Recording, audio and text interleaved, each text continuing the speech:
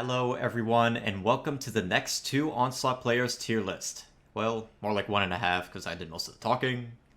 In this tier list, we are ranking all 164 individual abilities in Paladins as of the Ruby patch. Since this video is super long, I would treat it like a podcast. Go do your chores, take a walk, or bumble around on the couch with this on in the background. Since this video is so long, I have added timestamps to the pinned comment, so you can use that to skip to a certain champion if you want. Like any tier list video, all these placements are subjective opinion, and you are welcome to agree or disagree. Let me know down below what you think the strongest and weakest abilities in the game are. Anyways, enough dilly-dallying, we're going right in. So, we have our tiers. S means godly ability, A is mostly good, B is player dependent, it can go either way, C is like kinda not good, and then sim tier is just bad. Bad abilities go there. So first up, we have... Bitch Punch. Yes, Androxus Defiance. Punch forward, striking enemies in front of you for 520 damage. Has a half a second cooldown. The range on this is kind of ridiculous for being a short-range punch. But, I mean, it's like a quick melee attack from Overwatch, which, I mean, I guess that's kind of good because other characters don't have that. But, I mean, like, there's nothing special. So it's a B for basic. Yeah, it's just a bitch punch, really. Next You up... punch a bitch with it. Yeah, you punch people in the silicone, though. That is fun to say, like, oh, Andrew punched me in my silicone. But, Yeah, you remember the time I said that the first time when you were playing Talus? No, oh, wait, yeah, I was playing Talus and I punched Sky in her silicone. That was a laughing fit. Oh, God. Want to know what's not a laughing fit? Androxus' reversal. True. Absorb ranged attacks and fire a blast back that deals damage equal to 75% of the damage absorbed. Has a cooldown of 14 seconds. However, there is a card where each weapon shot you land can reduce that cooldown by 2.5 seconds. So you can have this up really often. One thing I kind of don't like about it is it takes you to third person, which I don't understand. And this is one thing I'll be saying a lot throughout this tier list is, oh, this ability takes you to third person for no reason. And I don't like it when abilities do that. Also, this is just the base reversal. We're not talking any talents. All these abilities are without talents. I feel like I should have mentioned that from the start. But we will bring in loadout cards. We'll talk about them briefly if it's relevant to the ability, but this is just the base ability, no talent modifiers. Base reversal, you can just wait it out, and nothing happens. And you can also get shot from behind. The hitbox is really wonky on this. So sometimes Andro will put his hands up like, oh no, don't shoot me, and you shoot him and he dies anyway. And you're like, oh yeah, I definitely shot the Andro siphon, but he died anyway. So I think C is a good place for that. He deserved it. Up next we got, I just realized most of these abilities, I'm like, I sort of don't know what they are, just based on the icon. So if you skip to the end, I might have a hard time telling what's what. But over here, doing like this half dab. This is Andro Nether Step. Quickly dash in any direction up to 3 times before needing to recharge. I hate that. Because one use, you have to use all 3 charges. You can't just use one charge and then use the next one. Like, they don't have separate cooldowns. They all share a cooldown. But, I mean, you can modify the distance. There is a card for healing, which is pretty nice. I think there's also a card that increases your movement speed after a dash, so that's okay. I mean, it's really not anything special. I think it's better than the punch. I mean, you can use it, like, for vertical mobility, too, and then you could use your ult, the gumball launcher. I mean, you could just do the same thing Andro does, but on a better character, so he's not special. Like, I just feel like there's other characters who have dashes and jumps, like Betty La Bomba, we'll get to her, that'll just feel better. So yeah, we'll put it B, above Defiant Fist. Andro's not special. Well, he is special, just not in a good way. No, he isn't. He's fucking lame. He's literally somehow more lame than Makoa. Reaper. Oh, You meant the other Overwatch character that's like him. Yeah. I just think he has a lame design. He should not be our mascot. Anyway, we're gonna move on to Ashe, who has a cooler design and playstyle, in my opinion. Starting up first, what is that? Oh, that's Kinetic Burst. What is that? 6-second cooldown on Kinetic Burst. Charge your weapon. Your next shot deals 450 damage to nearby enemies and knocks them back. This is kind of like a cone in front of you. I feel like the base knockback is like kind of but you can cap out a loadout card to make the knockback ridiculous. There's also a card to reset the cooldown of Siege Shield by 1 second per level, so capped out, you're pretty much like half your cooldowns back. There's also a really good healing card that scales the more people you hit. It is really short range, but it overall helps Ashe do her job, which is like keeping people at bay. Not too close, not too far, kind of like that mid-distance. So if someone jumps you, you could use this. Very easy for environmental kills. And I say recently, but a few patches ago, they added the ability to turn off the kinetic burst. So if you screw up the timing, you just cancel it. 6-second cooldown, pretty short. I'm putting it in B, above Andro abilities. But now we get to our first shield. This is the Siege Shield. Moving shield, 4,250 health that advances along the ground. 10-second cooldown. Put it in Sim tier because it's named after a fucking shitty game mode. Ooh. I don't think... This is the base shield. I think with the talent that makes the shield, like, not move, I think it's better.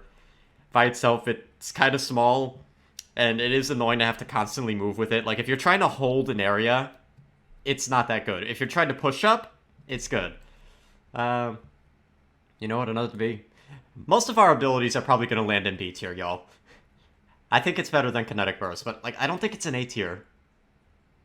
Like, it kind of has flexibility, I guess, that other shields don't, because you can push up. But, like, sometimes you don't want to push up. You want to, like, cleanse, cauterize, or hold an area, and this stupid little shield keeps moving. So, yeah, we'll put it in B. Up next, we got the Shoulder Bash. Lower your shoulder and charge forward, dealing 800 damage to enemies and knocking them back. Pretty substantial knockback. You get quite a bit of distance on this. 14-second cooldown. However, I have to put this at Sim tier, and I have to put it below Andro Reversal for this one reason. There is this wind-up before you start charging, and in that wind-up, if you get interrupted, you get silenced, you get crippled, you get stunned, whatever it is, the ability gets cancelled and you get put on cooldown. So ultimately, you end up just like wasting time with the charge up and it going nowhere. And it is so easy to counter Ashe because of this. Like, if you have a Jenos against Ashe, you just grab her, it's done. You have a Khan against Ashe, you grab her, it's done. You have any character with hard CC in their kit, tap her, she's done. She can't do anything. So because of that, C tier. I would put it in Sim tier, but you do get great mobility. The damage is pretty good, especially because the rest of Ashe's kit kind of lacks in damage. But yeah, C tier for that. What the hell is that? What is that? I don't know what that ability is. Hold on. Okay, hold on. It's Atlas. What is this? This is Setback. I'm sorry, I don't know what that is. It looks like it's someone powering up or something. This is Setback, where you fire the little Orby from your weapon, and it rewinds enemies. I believe it's 4 seconds in the past. 10-second cooldown. And it is counted as CC, so Resilience does counter this. But this ability is so good. If you use it on someone who just healed, you revert that healing. If you use this on a Terminus who just ulted, they go back to 1 health and you can insta-kill them. I'm going to put it A. I would put it S tier if it wasn't countered by Resilience, but I mean, it's fair that it's countered by Resilience, but still really good. What I am putting in S tier is the Stasis Field. I have thought about this one. This is you create a temporal barrier in front of you that absorbs all ranged attacks and projectiles. Last 5 seconds, cooldown of 14 seconds. There is also a card on Second Chance to lower the cooldown of Stasis Field by up to 5 seconds, so you could constantly have this active. I know it's a stationary barrier, and it's kind of small, but this is one of the few shields in the game that does not have a health bar. So you could throw as much as you want into it. It's not going anywhere for those 5 seconds. And if your team plays around this, if you play around it, that is so strong. Next up, we got Second Chance. Rewind yourself into the near past, reversing recent damage and going back where you were. That's a weird description. So Man, imagine pretending to be Tracer. That's fucking horrible. cheers, love. I'm hella out of time. I'm hell out of time. So you basically go back where you were 4 seconds. Your health will go to the highest point it was during that time. So essentially, if you play this right, you have double the health. Atlas has 3004, right? So you essentially have like almost 7,000 HP if you play this right. It does get countered by cripples, stuns, silences, so you do get screwed in that regard. It's also, if you need to engage a target, you can't really do that with Atlas. Like, one of the best examples I use for this, like, if you want to try and actually run away with this, you can, because you might start walking away and, like, the enemy's getting you low, you hit 100 health, and then you hit this to rewind to higher health, but oh no, you're back on the point. So, I still think it's really good. I think it's better than Ash's abilities. I think Atlas is, like, in my opinion, the best character in the game, if you know how to play him. Yeah? Yeah. Like, I know that some people think that's a hot take, but I'm not saying he's easy to pick up and play. There's, like, a lot of garbage Atlas players out there. But the ones that actually know how to play this character, have a master on everything, good luck. This character does it all. Speaking of does it all, we have Azaan, or as Play Great Games says, Azaan. I don't know why he says that, but it just makes me laugh when I hear it. So first up is a Reckoning. You send out a projectile that explodes in an area, enemies hit, take 300 damage, and are lifted. The lift is like a knock-up, so it cancels any movement skills, so you could use this on Ash Shoulder Bash and cancel it, by the way. It goes through shields, it goes through terrain, and using above the IR threshold reduces a cooldown. Okay, if you use it above the threshold, the cooldown gets lowered to 7 seconds, so that's not too bad. It's nice. I'm going to put it bottom of A. There are times where it feels kind of underwhelming, like if you use it against a character who doesn't have a movement skill, or if you mistime it, because a lot of movement skills are very bursty. It's really good against those wind-up movement skills, Ash Shoulder Bash. Sorry, we're going to harp on that all day. Yeah. Ash, you're such a cool character, but you're a fucking kid. Oh god, Please buff Ash a little bit. Like, she doesn't need a lot. It is such a cool kit, but performance-wise, it's so bad. I'd like to just not tickle my enemies. Like, that's my one buff request for Ash. Can they buff primary damage, like, just a little bit? Hey, tickle me, man. No, tickle cannon. Confetti Tickle cannon cannon. over there. Alright. Tickle cannon, man. Up next, we got Azaan's Sanctuary. You create a series of deployable Inara wall segments, each with 2,500 health. Using above the IR threshold increases the health of them to 3,750. How long do these last? These last a long time, I know, in the game. They last for 8 seconds with a cooldown of 14 seconds. And recently they added where you can destroy the walls yourself, so if you miscalculate it, you're fine, you can cancel it immediately. Also, if you use the Conviction and you hit somebody into a wall, you can stun them for a little longer. This has one really interesting card, which I would love to play around with, where your allies standing near the wall get, like, up to 25% damage reduction. I would love to play around with that, but I feel like teams wouldn't utilize that well enough. It also, there's these noticeable gaps in between the Sanctuary walls, which, it's, like, not the best for cleansing Cauterize. I'm gonna put it below Ash Seed Shield. Like, it's okay.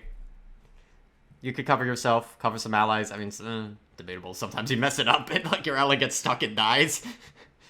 They just go... Yeah. But last up, we have Conviction, where you can kidnap people. Dash forward, carrying an enemy with you, deals damage and stuns on hitting any wall. Sometimes. It's very buggy. While above the IR threshold, the ability is used faster. You can increase the range via cards, you could heal a little bit via cards, and you could give yourself more damage reduction via cards. It goes quite a distance. One thing that is annoying is you can't cancel it. Once you use it, you have to hard commit, so if you screw up and you're like flying off the map, well, good luck. Better have your ultimate ready. Kidnapping people is so much fun. Take that out of context, but if you stun them into the wall, you get a really nice chunky stun. Stunning them into... Sorry, I meant stunning them into an Azaan wall, you get a chunky stun. If you stun them into a normal wall, it's... How long is it?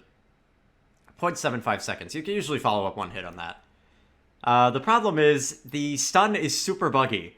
So, 2 instances. One is you'll grab someone and drive them to a normal wall, and they don't get stunned for reasons I don't know.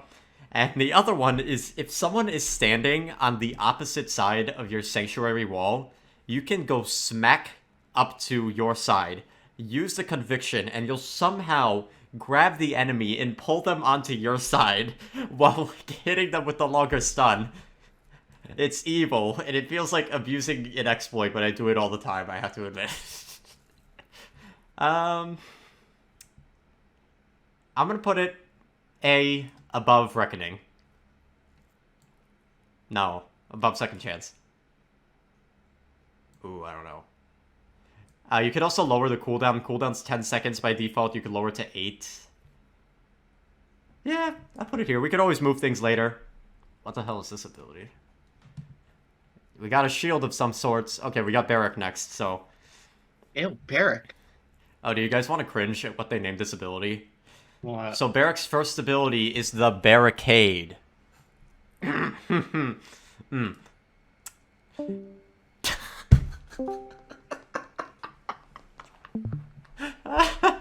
I gotta restart the stream now, damn it. Good one, Alex.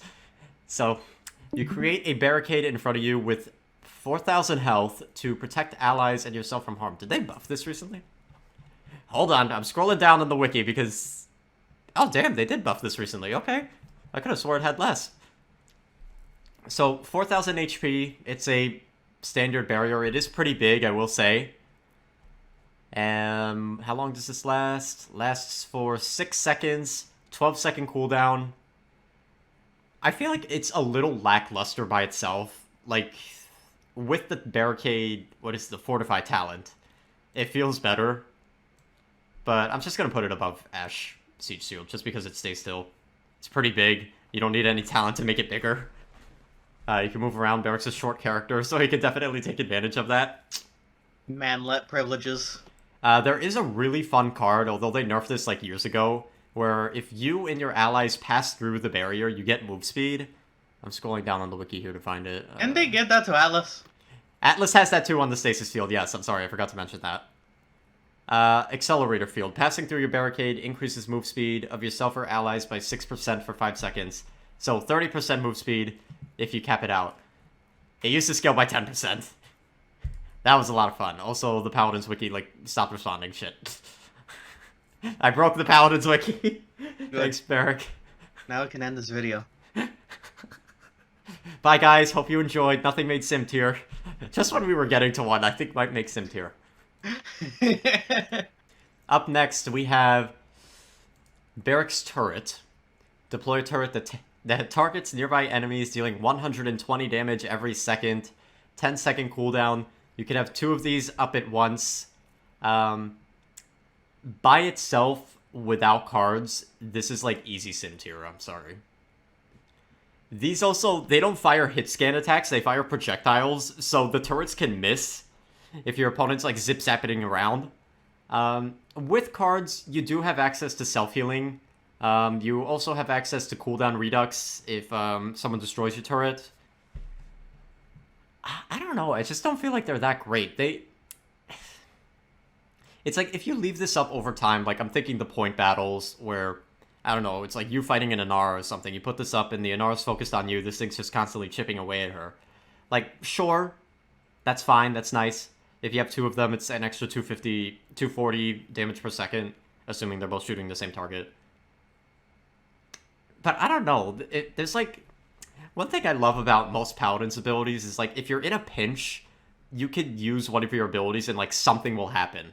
Like, either you'll kill the enemy, or you'll gain defense, or run away, something. Meanwhile, you put the turret up and it's like, hello, I'm a turret. And then it dies, like, 2 seconds later. How do you be worse than a sim turret? I'm putting it in sim tier. We might move it up to the bottom of C tier. That's going to be a very controversial pick, because I know... Oh, some people live or die by that thing. Like, I don't build my Barik with the turret heal station thing in mind. I think that's a very, like, stationary playstyle. But, That's a very lame playstyle. yes, a lot of people do it. Some have success, some don't. So, yeah, we'll put it in sim for now. Usually the lamest things turn out to be the most efficient. That's why that's why every Androxus ever runs Cursed Revolver. Oh, that's why it's going in the base kits. And now they're gonna run Godslayer. So, one thing I forgot to mention is the healing per second from Healing Station used to be really good. And then they just chipped it, and now it's like 125 healing a second capped out, which is like nothing. I'm sorry, especially for a frontline. But moving on, we have the rocket boots. Activate your rocket boots, charging you forward with great speed for a short time. Wow. You gain massively increased movement speed for 1 second, and you can, like, turn around like crazy and just, like, do figure eights over people. There are cards to increase the duration. There is a healing card, which I run capped out, which used to be really good, and then it got chipped away. There's the bowling ball card, which is kind of like a must for Barik, where every time you dash, you gain a personal shield, and that scales pretty well. I think it's 150 per level. And you could also cut the cooldown by up to 4 seconds, so you could have this on an 8-second cooldown like Azaan dash. That being said, I don't think it's as good as an Azaan dash. It's not as bursty. People can track you down while you're running. Sometimes you get stuck on janky Paladins terrain. There's a loud-ass plane outside. I'm sorry, I want to put it in B. Do we think this is better than Andro Dash? I'm gonna put it below Androxus Dash, but above... Why do I have the punch into B tier? That's going in C, I'm sorry. It's not that good. Oh, what the hell is that ability? Who's up next? Oh, Betty La Bomba is up next. Oh, Betty. I don't know what that's supposed to be, but I think that's the cluster grenade. Okay, yeah, cluster grenade.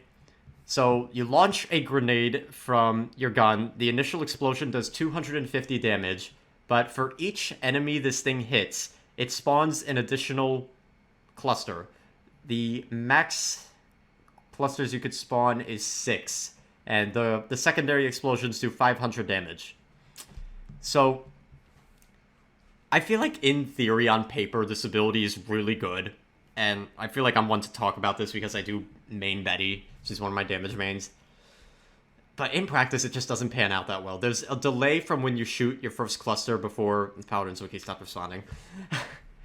There's a delay before you shoot... Sorry, there's a delay after you shoot the cluster before it actually explodes, and a lot of times people could just run away and avoid the follow-up explosions. It does interrupt your primary, which I thought it didn't. I thought it would just...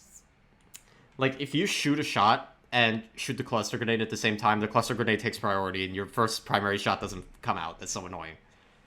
But if you use this against characters with, like, a lot of deployable shields, like if you can maneuver around, especially an Atlas Sanctuary Wall, if you can maneuver around that, hit him, and hit all the Sanctuary segments, you got all your clusters right there. You got 6,000 damage like that, and that Horizon is gone.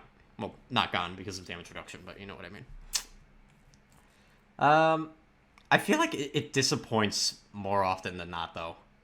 Because there'll be times where I see people lined up and I'm like, oh yeah, tap for a cluster. I throw it and everybody just runs away. I'm like, oh. I'm going to put it at the top of C tier. I don't know. People who play Betty La Bomba like me, what do you think? Because some people were trying to justify Controlled Fury, the talent, when I said that was the worst talent in the game. I mean, the Paladins community just justifies trash, so, like, all the time. Dang. Get called out, Sarah's man. I'm sorry. Up next, we got the Hail of Bombs. This is the random BS go attack, as I call it. You send out a magazine chock full of explosives that spray upwards and outwards to land randomly in a large area around where it deploys. 14-second cooldown that starts after the ability ends, so the real cooldown's a little longer. It doesn't tell me how long this thing stays out for. 390 damage per explosion. Actually, going forward, it's going to be 370 damage. I should mention we'll try and rank things based off of the PTS, if I remember. 370 damage going forward. The bombs do apply a little bit of knockback. Some people say this ability is garbage, and, like, I so disagree. Because you throw this on an objective, and now the point tank that you're not even dealing with most of the time has to waste resources or get off the point to avoid that damage. Like, it is so good for zone control. You can throw this at a choke point, cut it off. You can throw it if you're scared you're about to die, because the bombs stay out if you die. Say, if you're about to die, you throw this out and you're still getting some damage in. I can't tell you how many kills I've gotten as Betty when I'm dead. Still, I mean, you could just walk away from it. In open maps, it's not that great. I think I'm going to put it at the top of B tier. I don't think it's an A tier. But next up, we got Betty La Bomba's explosive personality. Betty channels all power to her Betty channels all the power to her ass cheeks, and with that power, she propels herself forward.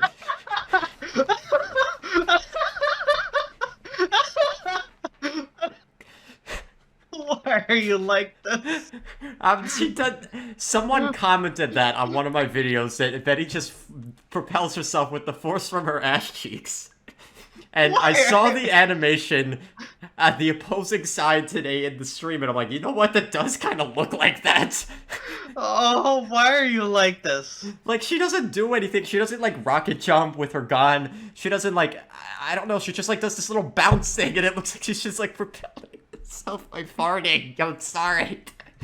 Oh, there. We got Wario. Girl Wario. So this is a 10-second cooldown. It's similar to Androxus Nether Steps, where you have 3 charges in one use of the ability. They function more like pip jumps, so you go forward and upwards. More like bitch jumps. The base ability without any cards would probably be a C tier, but there are 2 cards that are so damn fun, and I highly suggest you put these in your Betty La Bomba builds to increase the lateral and vertical distance per jump. If you have those capped out, what's a map for example? Okay, Marauder's Port. If you go up to the high ground from your spawn, one use of this ability gets you to the enemy's high ground by their spawn. The base cooldown 10 seconds is kind of long. Oh, I forgot to also mention it does damage. So if you step on somebody, you do 235 damage. Not the most, but this comboed with a little bit of knockback, it's pretty good. I want to put it in A. I think this is an A tier movement ability. And we're not even talking about the talent that cuts the cooldown in half. Really good ability. Alright, up next, I see Grumpy Bomb. We have the first champion with only 2 abilities, because his secondary fire is tied to his primary fire. This is Bomb King Grumpy Bomb. Throw out a Grumpy Bomb that explodes with rage to deal 800 damage and stun enemies for how long? 2 seconds, 12-second cooldown. You can lower the cooldown by, I think it's 4 seconds with cards.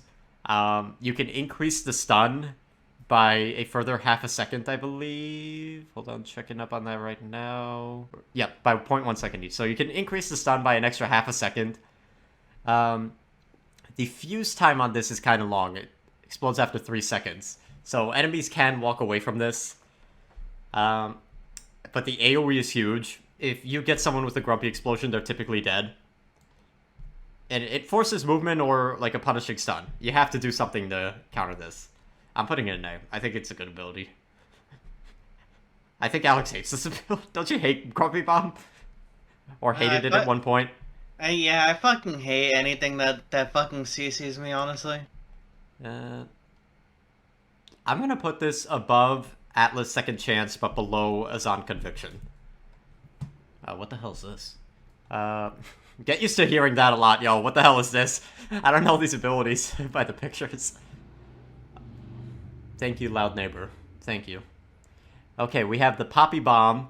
This is throw an unstable bomb that sticks to any surface and can be used to knock yourself or enemies back, dealing 150 damage to enemies hit. 8-second cooldown. This thing is weird. Okay, you would think this is like your movement skill. You throw it behind you, and you get a decent little bit of momentum. It's okay in that regards, I guess. The damn Paladins wiki keeps freezing on me. It really doesn't want you to do this tier list, huh? I gotta open it up again. One thing I really hate with this ability is if you throw it at your feet to, like, boost yourself forward, you jump upwards, and then you go forward. It is... I don't know if me describing it is doing it justice, but it feels like the most buggy thing in this game. Because instead of just going like a buck leap, just up and over, you go up, then over. In this really awkward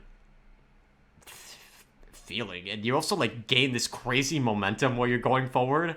Like, I have a clip on my Twitter of me using this, and my intention was to stop before a ledge, and he hit the ground, and he kept going because the momentum is so jacked on this. That being said, there is a really good card for this to increase the knockback of this by up to 75%, so you throw this and people go flying. There's also... Let me see, any other cool cards for this? Increase air control, I mean... Yeah, that's really the only notable one here. I kind of want to put it sim tier. I don't think it's that good. I'll put it above the Barik turret, because it feels more impactful than that, but it feels... In terms of displacing enemies, it's pretty good. It's easy, consistent to use. It would go to B tier in that regard. But in terms of this being your mobility option, I hate it. I'm sorry. I played Bomb King when I first played this game, y'all. I'm allowed to judge him. Those were the times. Back when payload was actually a thing. Anyways, up next we got Bulk from Glory Hero NFT Wars. The first ability is the Net Shot. Deals 200 damage, slows enemies for 50% for 2 seconds. 10-second cooldown. It's aight. Does its job. Honestly, nothing too special about this. Projectile is kind of slow, so if you use this at range, like, I'm gonna put it at the bottom of B. I don't think it's that great. There are cards that give you lifesteal after you hit somebody, and I think give you damage reduction. Might be wrong on that one. But overall, nothing too special. Up next, we got Recovery. Channel your inner energy and heal for 1,000 health over 1.5 seconds. And you can't cancel it. 10-second cooldown. This is really good self-sustain for a flank. There's also a card to... This one I know. There's a card to give you damage reduction when you use this. I think you could further boost the heal if I'm correct. No, you could increase your movement speed and you could lower the cooldown. As well as give yourself ammo back when you use it. I mean, it's fine. Does its job. But then we get to Heroic Leap. Which, the description for this is really great. Leap a great height and distance. Don't you think that's a great description, everybody? Wow. He really do be leaping a great height and distance. I wish I could say this was a unique ability, but, like, I think 4 characters have a Buck Leap. And this is just, like, the base one. It doesn't do any damage if you land near somebody. 10-second cooldown. Distance is okay. You could further it with cards. There is another damage reduction card with this, so you could get 25% DR. I mean, it's just okay. It becomes ridiculous with the talent. By itself, it's just like, eh. Okay mobility. Cooldown's kind of long. Like, I think 10 seconds is kind of long for a flanks-only mobility option. That's just my opinion.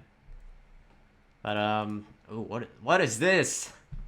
Who's next? Oh, we got Cassie. What is this? Is this Splash Shot? Oh, this is Disengage. So, this is you blast your target backwards with a powerful crossbow bolt, dealing 200 damage. You can further increase the knockback with cards. I don't really think there's any other, like, crazy things with this. I'm taking a peek at the cards real quick. Healing. Reduce the cooldown of dodge roll. I mean, it's like okay, honestly. Like, this is just... You're gonna notice this. With older champions, this is like my idea with their design philosophy. Modern champions have really strong base kits and lackluster talents, whereas older champions have like lackluster base kits and really strong talents. So you're gonna see like with the older champions, because we're just talking about their base ability, that they're probably gonna be on the lower end, whereas like more modern champions, Atlas Azaan, are gonna be higher up. The projectile's really small on this, I feel. I'm gonna put it C tier. I don't think it's like that great.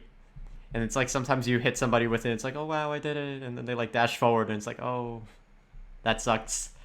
Also 12-second cooldown if you miss, like, kinda sucks.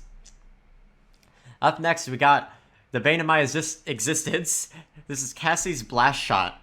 Fire an explosive crossbow bolt to blast away enemies in an area, dealing 450 damage. Has a AoE of 20 units. Cooldown of 10 seconds. There are cards to further reduce the cooldown based on enemies hit. So if you're hitting a group of enemies, you could just reset the cooldown on this. There's also a really good healing card where you have a little bit of healing over time based on how many enemies you hit. Again, really good for AoE. Coming next patch, the Megaton card's being reworked, and this will give you even more AoE. The thing I hate the most about this is you could use this and your primary fire at the same time. So if you click for your primary and then right-click... Is it right-click for this ability? Sorry. If you click for your primary and then press Q for your blast shot, you fire both at the same time for, like, I think it's a 1300 burst combo. And it's so easy to do. I hate that. It's good. Has good cards. I'm putting it bottom of A. You could spam it if you have the cooldown card and people are just, like, clumped up together. Yeah, old champion with an A ability. I mean, I guess Bomb King's there, too. Up next, we got Cassie's dodge roll. Quickly, roll out of danger. 7-second cooldown. It's okay. Nothing special. I'll put it below... It has a lower cooldown than Buck Leap. Hold on, I'm rearranging these things. I don't think Recovery... Recovery also falls off late game because of Cauterize. That's a thing. Yeah. No. I think it's better than Barik Rocket Boots. I think anything's better than Barik Rocket Boots. Do you think Buck Leap is better than Rocket Boots? Yeah. Alright, moving over. I mean, if it's good enough to copy paste it multiple times, especially onto the recent champion. Yeah, I guess you're right. Better than Rocket Boots. I think Dodge Roll and Andro Dash are better. Despite me harping on Andro Dash, it's still decent mobility. Okay, next up we have two skills that look identical. Okay, Corvus. The first one is Abyssal Reconstruction. We have our first actual support healing capability here. Channel the Abyss to heal an ally for 350 health over half a second, and then a burst of 800 at the end. Cooldown of 4 seconds. There is a card to give your allies a really tiny amount of damage reduction, 4% next patch. There is decent self-healing card, 400 healing over a second next patch. I gotta be honest, I do not like Corvus's healing. Like, other healers are either healing over time, so that's usually lower, or, like, burst heals up front. And this has, like, that weird small healing over time and then the burst at the end. And there's, like, so many times where a Corvus heals me, or I'm Corvus healing someone else, and they're out of Cauterize for the first half of the healing, and then by the time the burst healing comes in, they get Cauterized or they die before it even comes in. Range is... What's the range on this? Hold on, I'm putting it here for a second. Range on this is 120 units. Decent range.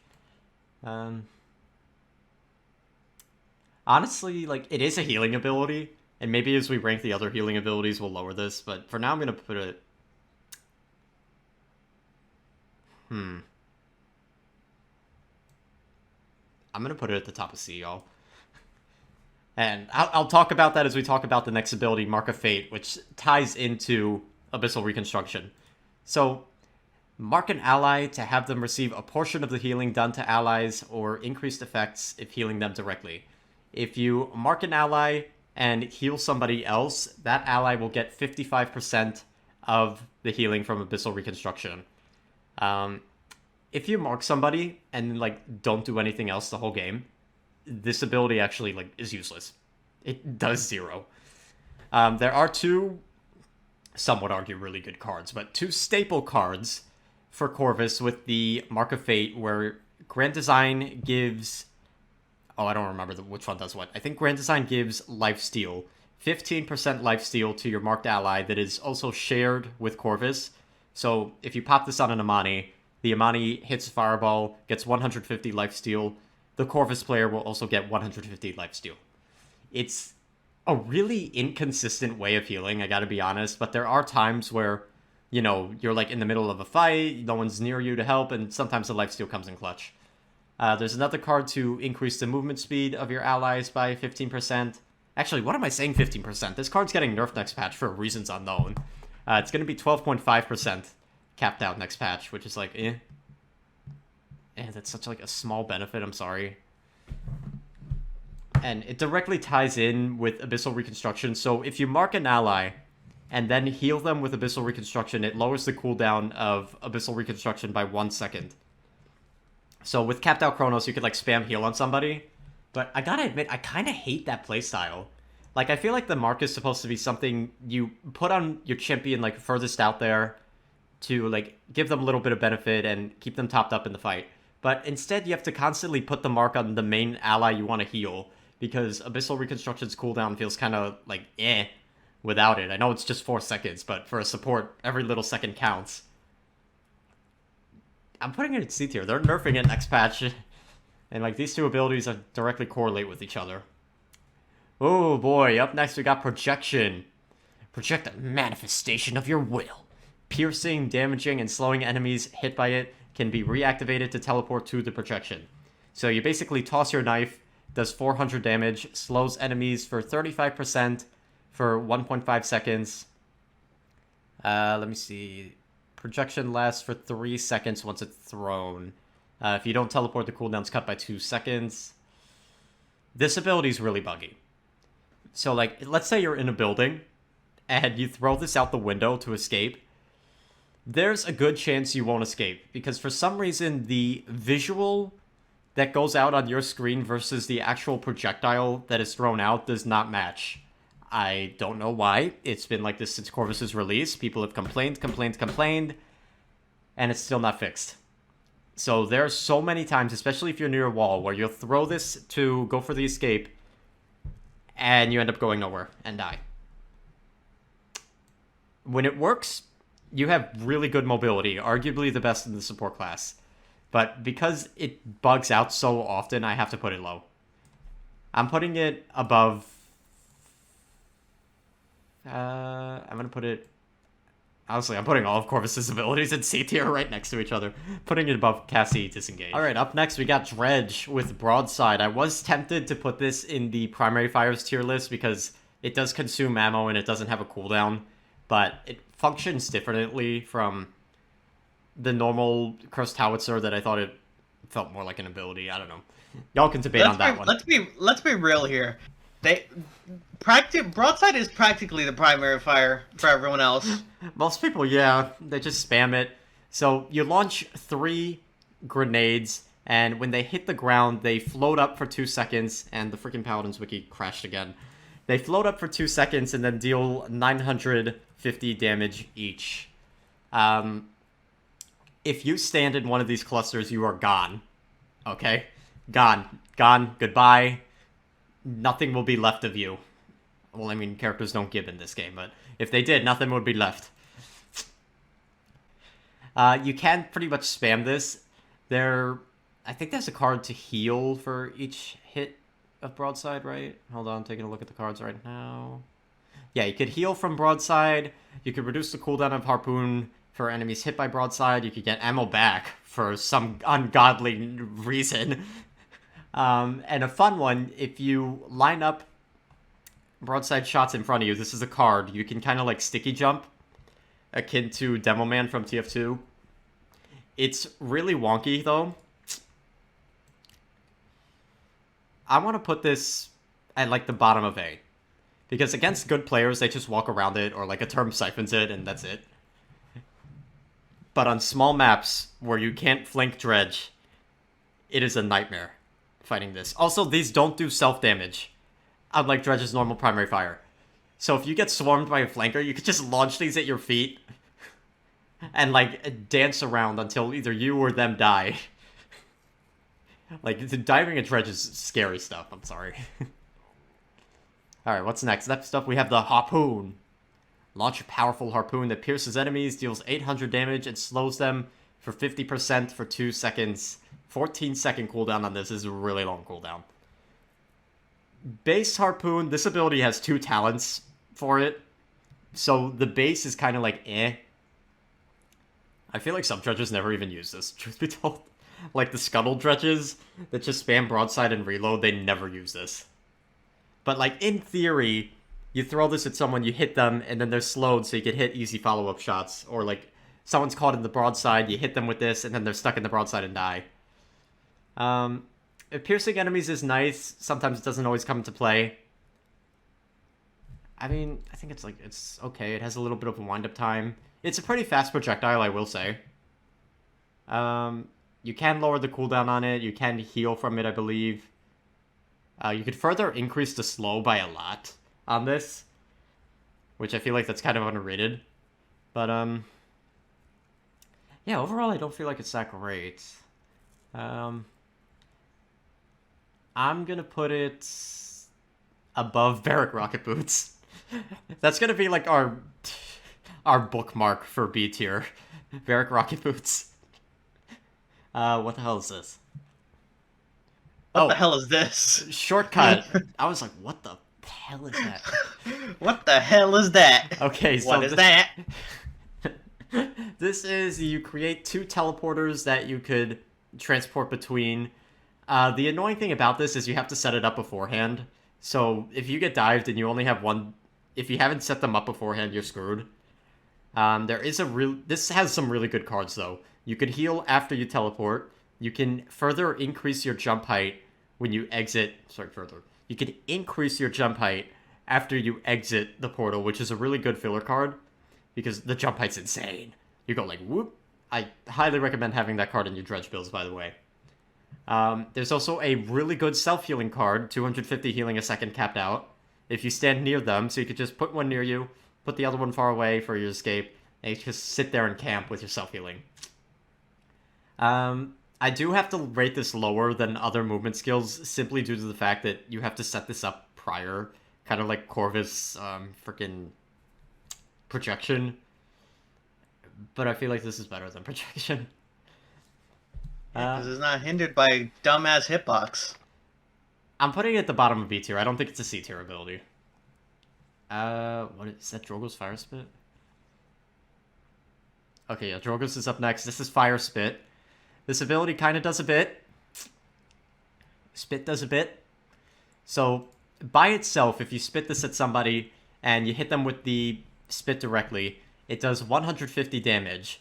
But it also applies a damage debuff to your enemies, and they will end up taking 30% additional damage from your rockets. It does not say how long that is. Oh, damage debuff is applied for 3 seconds.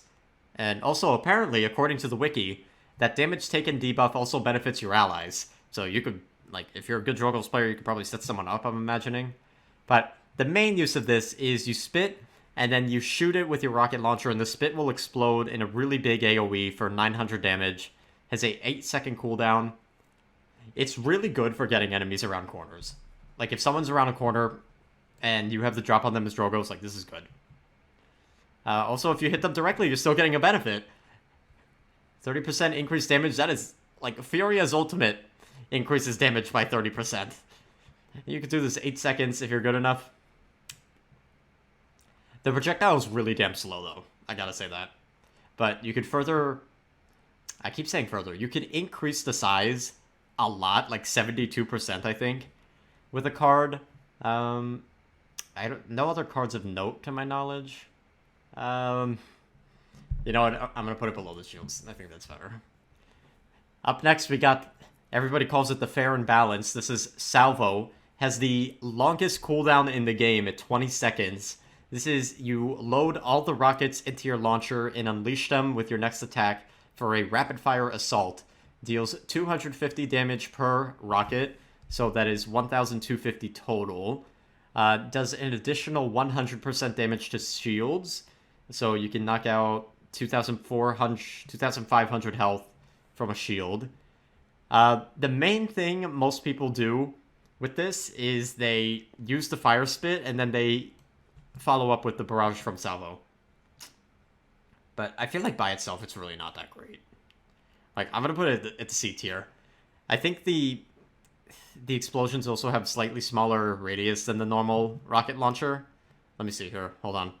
Wait. Why did they call that the Fair and Balance and complain about it when fucking Lian exists? Oh, we'll get to her. We will get to her. I fucking hate Paladins players, I swear to God. I hate all of you. They hate you too. Oh, never mind. I guess the Salvo rockets have a bigger explosion radius. I'm sorry. I guess I lied with that one. Up next, we have Thrust, which we also put this in the passive tier list, the hovering part. But the actual ability, you jet upwards in the air, 11-second cooldown, and you use this in combination with the passive to stay airborne like Pharah from Overwatch. Yeah. Basically, it's illegal ejection because I didn't cause that. Yeah.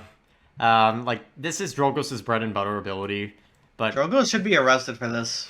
I didn't cause those ejections. He's fucking cheating. Against competent players and hit scans, especially, this ability is like garbage. And then the rest of Drogoz' kit doesn't like help you much. Then again, against the right comp, this is busted. This is really like an Overwatch type ability where it hard counters others, but gets hard countered by some. So because of that, like auto aim woman. I'm gonna put it above Dredge shortcut. Oh, oof. I think we got our next sim tier. Up next, we got Evie's Ice Block. I hate this thing. Poor Evie. Poor Evie. I hate this thing so much, okay?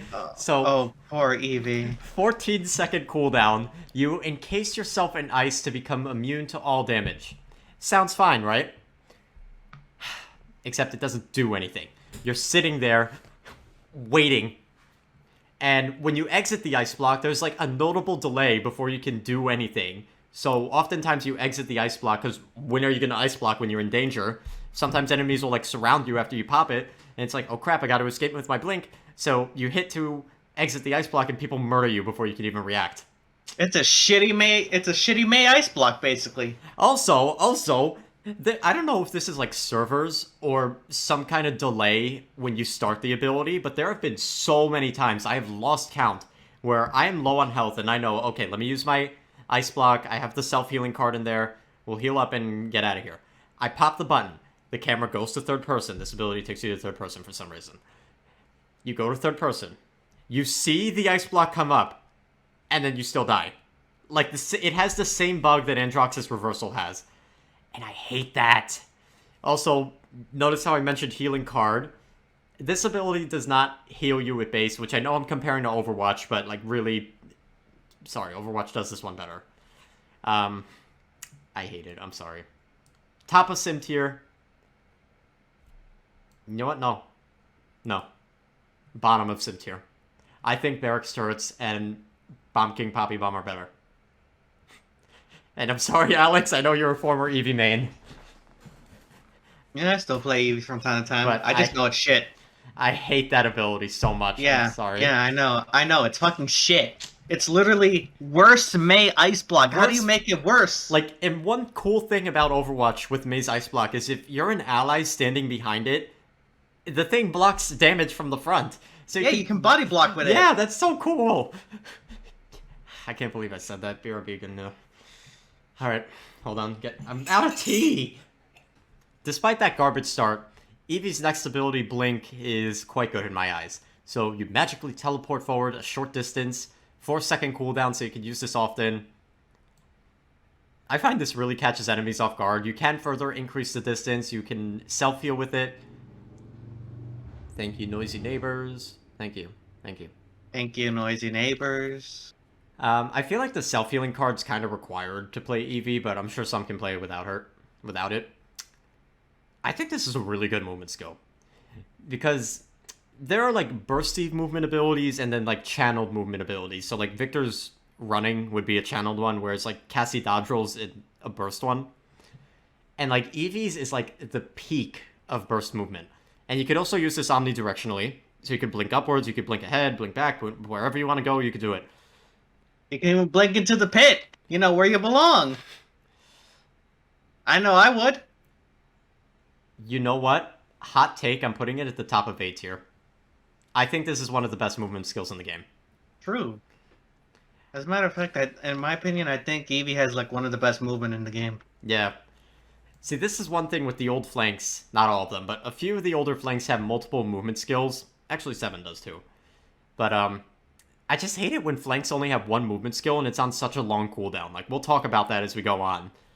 But it's like, that's one reason why I don't have Buck Leap too high, why I don't have Andro Dash too high, because, like, what's a flank supposed to do? They have two things, typically. Burst damage and high mobility. But, like, if your mobility is on, like, a 10-plus second cooldown, you know, most flanks are short range, too, so... Yeah, I don't think that's high mobility. I think that's just mobility. Yeah, so, like, we haven't gotten to her yet, but Lian has a shorter movement skill cooldown than a good chunk of the flankers. Anyway, so speaking of movement skills, luckily Evie has 2 of them. The next one is Soar. Take flight on your staff. That's the description. 10-second cooldown. You basically go into a channeled mode where you can use the mouse to move around. You can use... It's basically Inara's glide, but better. Inara can glide? And... No, wait. Imani. I'm thinking about Imani. Inara can fly next patch, yo! Hell yeah, finally! That'd be really fun. Yes, it would. You can further increase the movement speed of the sword by 35% with cards. You could increase the uptime of it. Normally it's 2 seconds. You can up it by, I think, 2.5 seconds, if I'm correct. Because this is a channeled skill, you can shoot Evie down while it's happening, but, like, some Evie players, because you don't lose any speed when you're turning, unlike Imani, you can, like, throw your controls and, like, do dolphin dives with this thing. I don't know if you guys have seen those wormhole Evies, like, when they screw up their blink back, and they just use this and they're going, like... So you can juke enemies that way, but, definitely not as good as Blink. I'm gonna put it above Andro Dash. What is this, Flashback? No, I think it's better than these. Better than that. Yeah, that's fine. Okay, we're done with Evie. Oh, God. Fernando is next.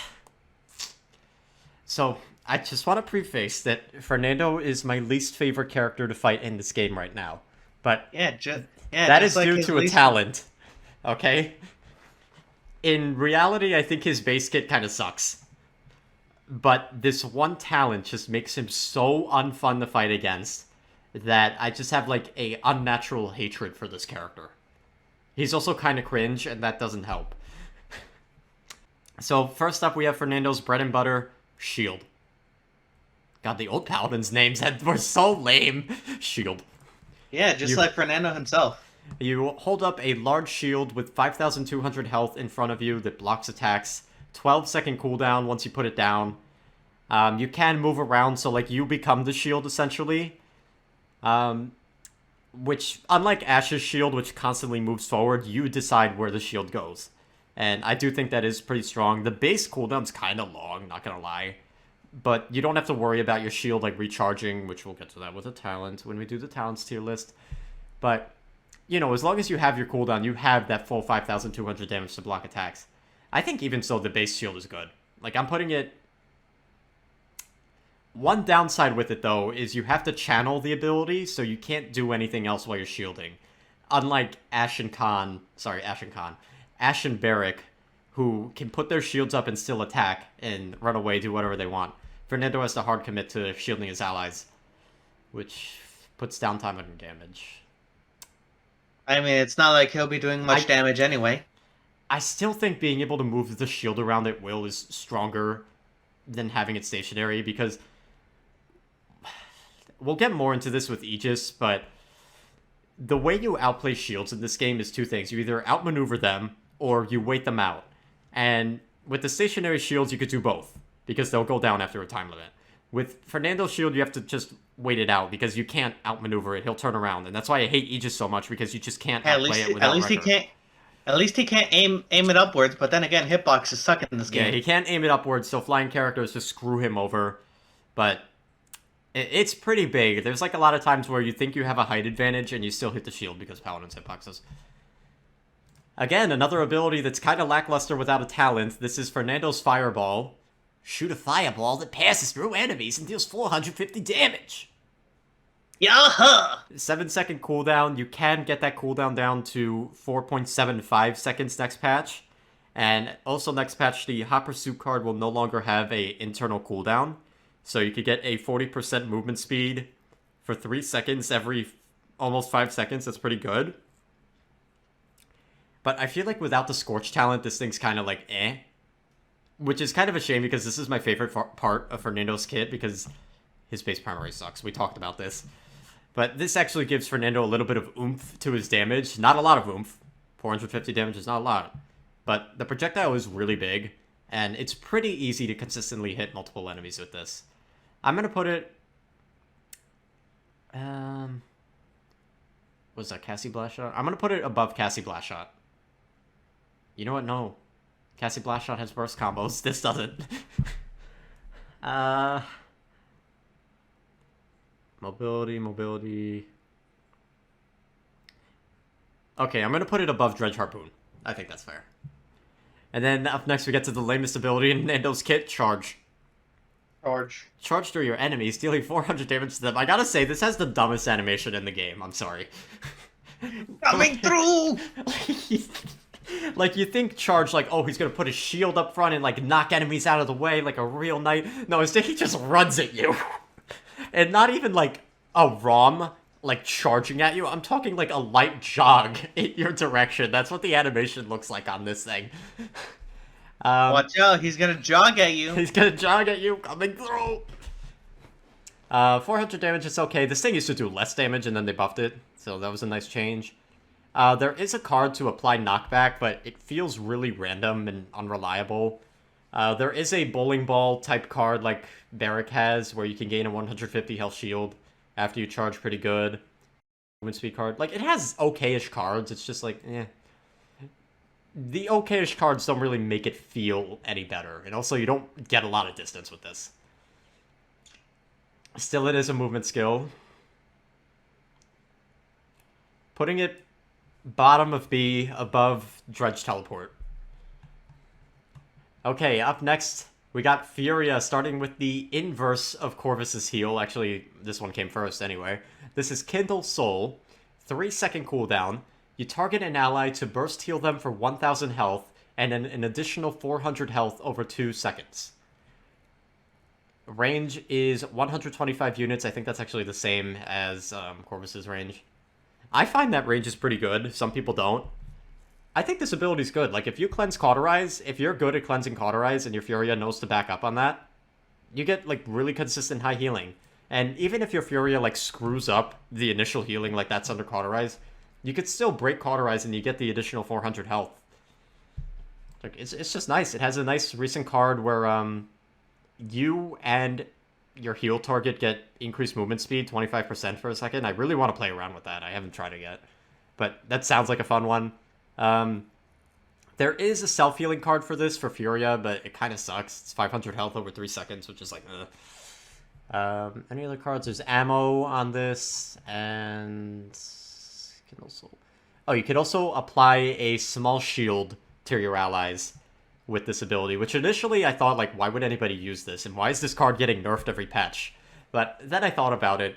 If you have the ability to consistently put a 175 HP shield on somebody. So even in late game, when your healing is doing nothing, if you heal somebody in Cauterize, they're at least guaranteed to get that 175 temporary health. So, like, that's okay. I'm gonna put it B. My question is this, Alex. In general, do you think healing abilities are better than shields? Yeah.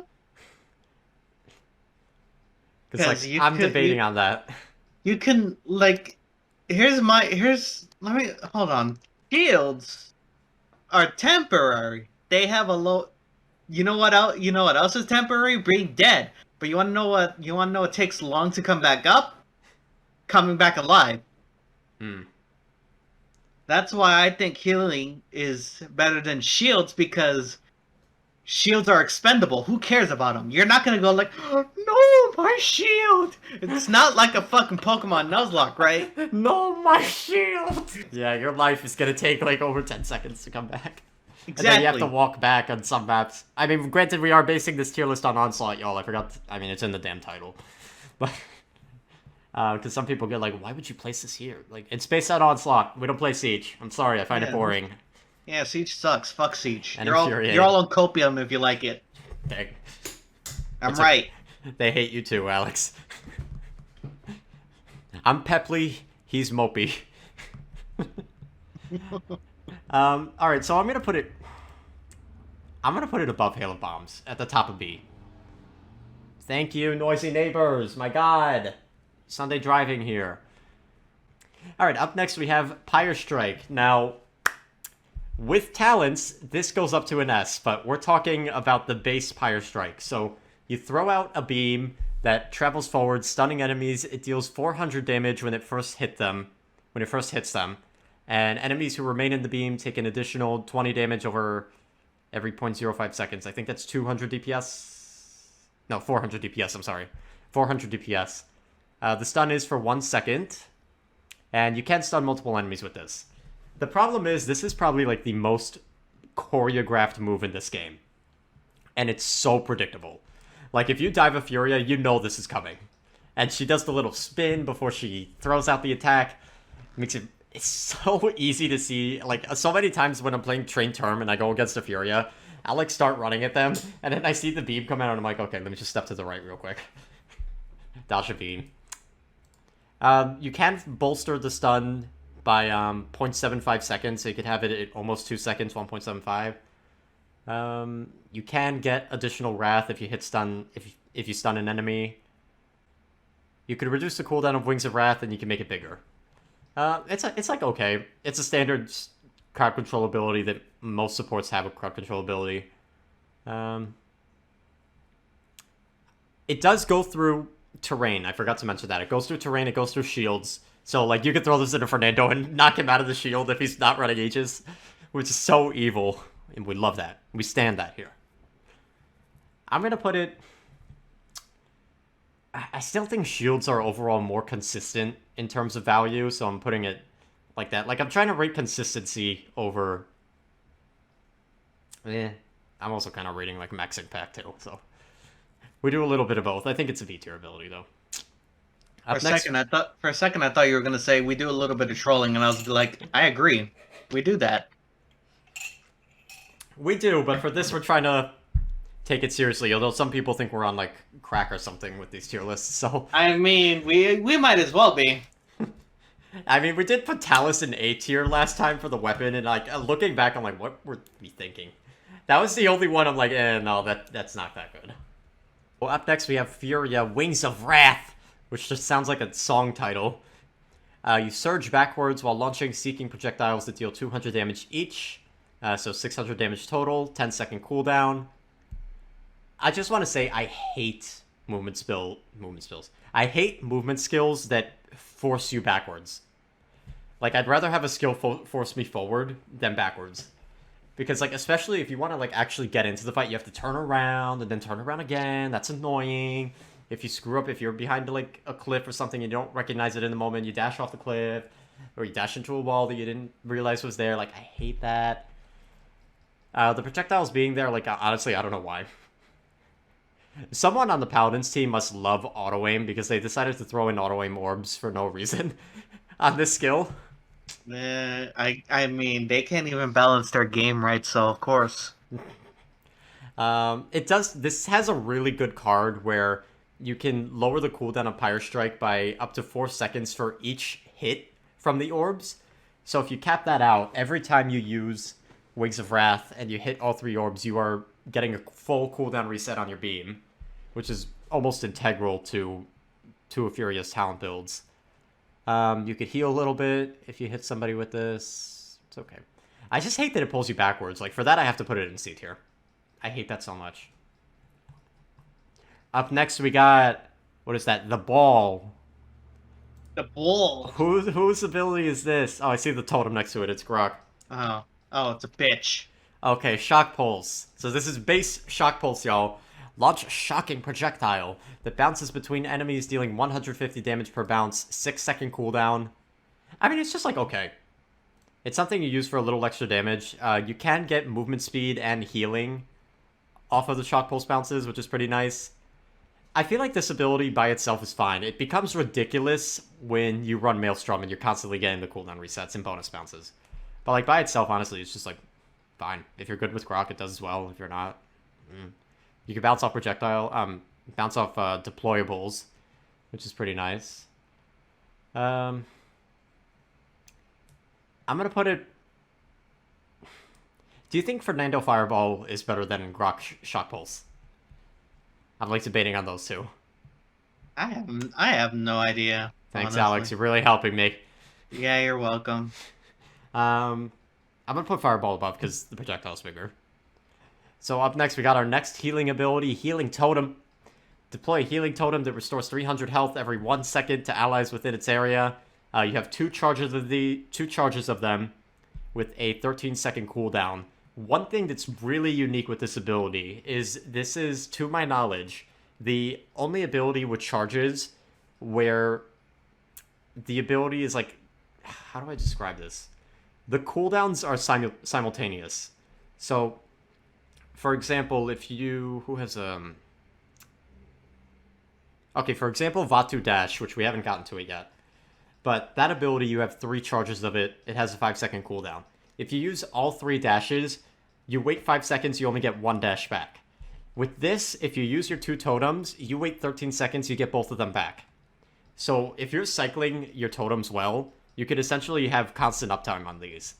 The problem is people can destroy this. Granted, the totem is really tiny and it's kind of hard to hit sometimes. The healing is really low. I'm sorry, 300 a second, that's low. And it's a really small area. How do you struggle to hit something that's standing still? Because the hitbox on it is really wonky. I don't know how small it is, but there are times where I'm like shooting it and nothing's happening. And I'm like, okay. So it's like deceptive, right? Yeah, it's a deceptively small hitbox in my opinion. Fair enough. And I mean, there's also cauterize, so like sometimes you don't even have to bother destroying this. True. I just buy bulldozer for him just to be petty. People do it to me when I'm playing Isle, so. I mean, you can place this a distance away. The problem is your ally has to, like, sit there and wait for the slow healing to trudge. We're not talking about a talent that buffs healing by, like, barely anything, but talking about the base totem, and it's just like, eh. I'm gonna put it at the top of C tier. I don't think it's the best healing ability. Like, I had a game in stream today where I was Maelstrom Grohk. I didn't realize I was our only support. And I healed my team, I did. But it was kind of a struggle. Especially once Cauterize 2 came online. I'm like, okay, I'm barely healing anything. So, yeah, not the best healing ability. It's like, okay. Tight.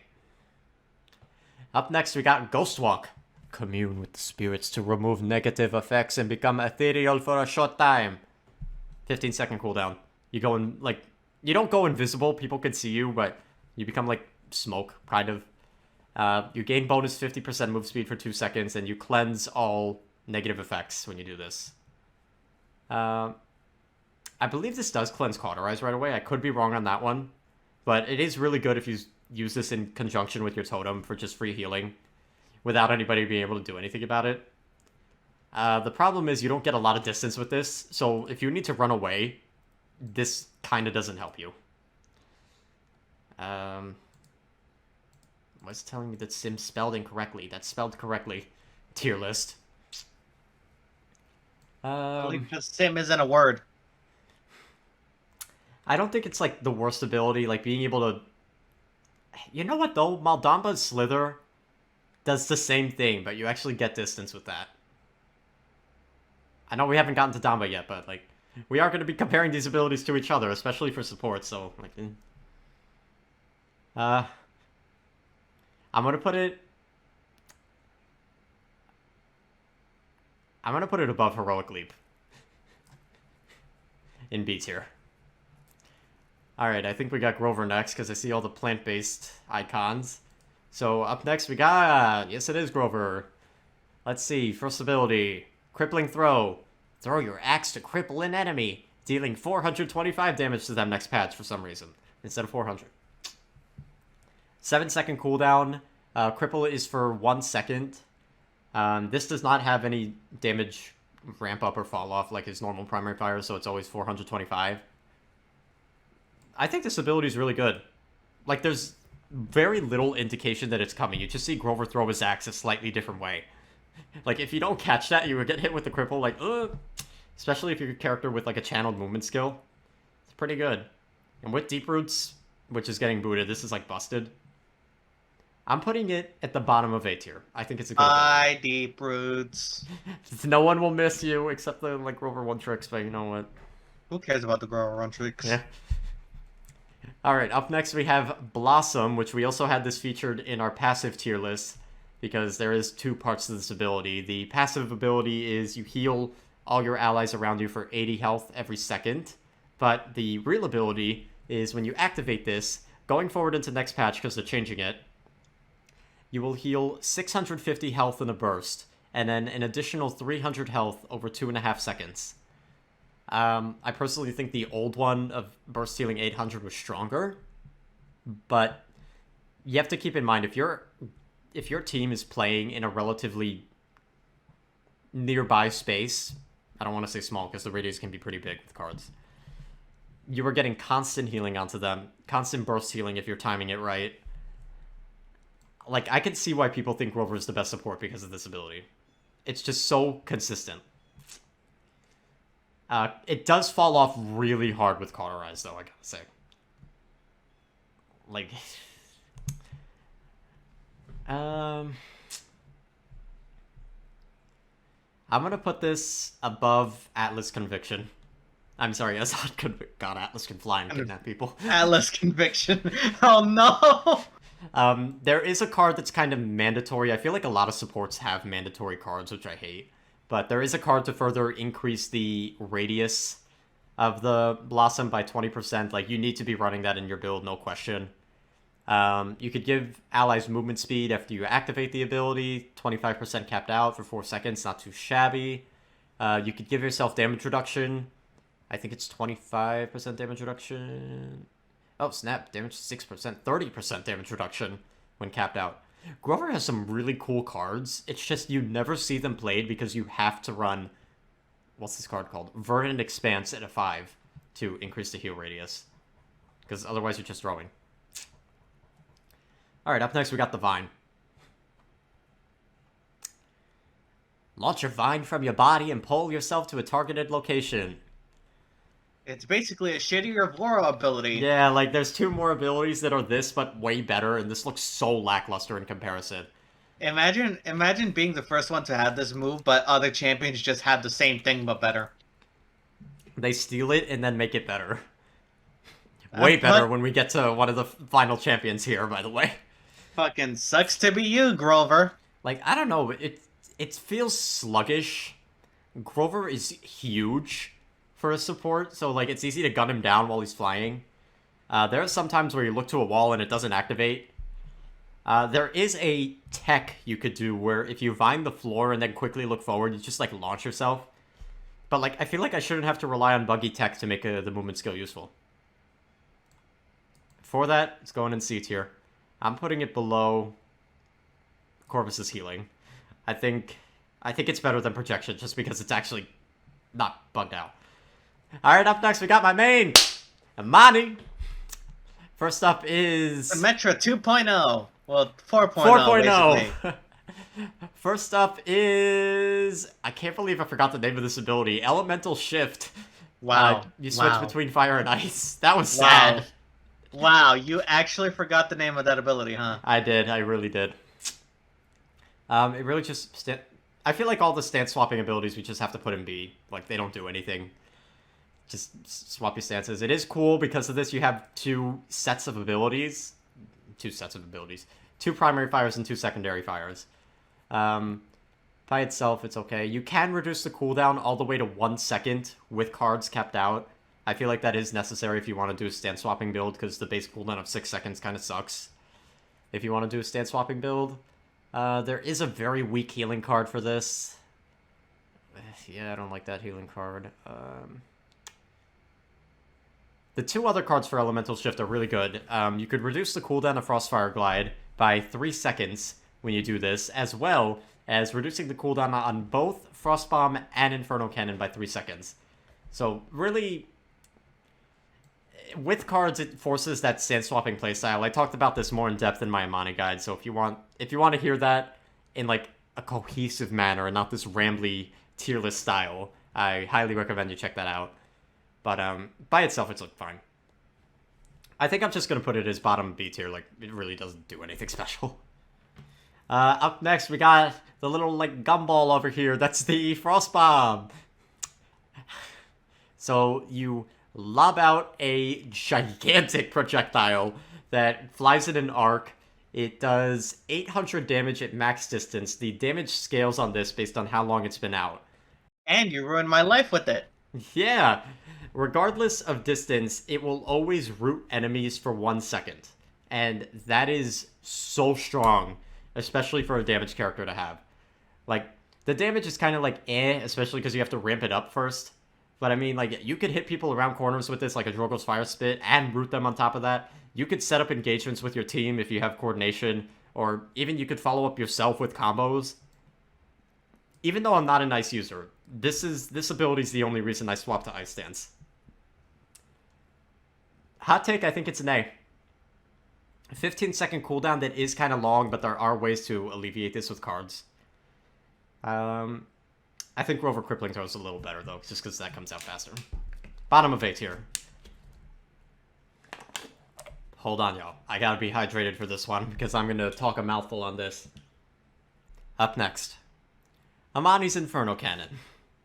Now, if we were to do this tier list a year ago, this would be A tier easy. But this thing has had 3 nerfs, direct and indirect, that have killed this ability in my eyes. In the past, this used to be Imani's like power ability. It hosts her highest DPS, it still does, but it doesn't feel as good. And it pierces targets. So what this is you channel a flamethrower, and you deal 100 damage every 0.09 seconds to anyone being hit. It pierces enemies, pierces deployables, so like, if Io's hiding behind Luna, you could hit her and the Luna at the same time with this. But the problem is you're slowed by, I don't even know how much now, you're supposed to be slowed by 40% when you use this. Which you can alleviate with cards, but I don't know where to start with this thing. They nerfed it so much. So originally the damage used to be 110 damage a tick. So that would be 1,222 DPS. Then they nerfed it to 100 damage a tick. 1,111 DPS. Still fine, fair, good damage. Then they put the new Haven in, where Haven and Blast Shields are merged, and this is blast damage. So now your 100 damage per tick can go down to as little as 82 a tick, which feels so bad. This doesn't apply Cauterize, so any healing, like, negates this ability. On top of that, they recently introduced a, air quotes, bug fix to fix the momentum on this card, and in doing so, they completely, I'm about to get a little strong here, they fucked the mobility on this, on this ability. You used to be slow, yes, when using this at base, but, like, movable. You could run Swift Fury to 1 or 2 and, like, be able to finagle around if you were in a bit of a tricky spot. Now, you're screwed. And for some reason, this is bugged out, where if you get hit by knockback or a knock-up, something that displaces momentum, you end up just sitting in place. And you can't move. Like, you press your WASD keys, like, nothing's happening. I literally had that happen on stream 3 times today. So, you're slow as hell, you don't do enough damage to compensate. Haven and Veteran just, like, cripple this shit. I'm sorry. I love Imani, but C tier. And, like, the only time I recommend using this is against allies who are, like, sorry, against enemies who are, like, half health and don't have movement skills. Man, I love friendly fire. Like, if there's an enemy Barik who you got to half health with fireballs, like, that's your time to use it. Because otherwise, you're so slow, you're making yourself so vulnerable, and for no payout. And if you guys want to have, like, I have to be completely honest with you, the reason I have postponed Part 5 of the Imani Guide so long is because of the state of this ability right now. I keep thinking every patch they're gonna, like, okay, finally, maybe they'll be reverting the Inferno Cannon or fixing it or buffing its damage or something. Nope. Nope, nope, nope. So many patches have gone by. We're, like, already at the mid-season and this hasn't been touched. It pains me to put it here, but bottom of C. I'm sorry. Like, just don't use it. That's my advice. It's like Symmetra's primary fire. Don't use it. I can't believe Symmetra infected my other main. Bitch. He can't escape Overwatch, basically. That used to be my thing in Overwatch. I would always tell people, okay, first tip of playing Symmetra, don't use your primary fire. And it sucks. It's just like, don't use this ability because it doesn't do good damage. And if you are getting good damage on somebody, chances are they can get healed. It doesn't do anything different to shield. Shields block it. You're sitting duck. Like, I'm sorry, I already ranted about it. Let's move on. I love Imani, y'all. This is coming from a place of love. Let's move on to the Frostfire Glide. Channel the elements to glide through the air. You can move for up to 4 seconds. Has a 12-second cooldown. It's... I'm sorry, y'all. My voice is starting to go. Thanks, Imani. Where's that cough drop? Your voice is starting to go because of not only Imani, but also this fucking tier list is huge. It's long. We're like halfway there. Oh, God. We made progress, though. We made some good progress. I'm sorry, I might sound a little off now that I have this cough drop in my mouth, but... It's akin to a Evie Soar, but not exactly. It's a little slower in changing your trajectory. If you turn on this, you do lose movement speed. There is a really good...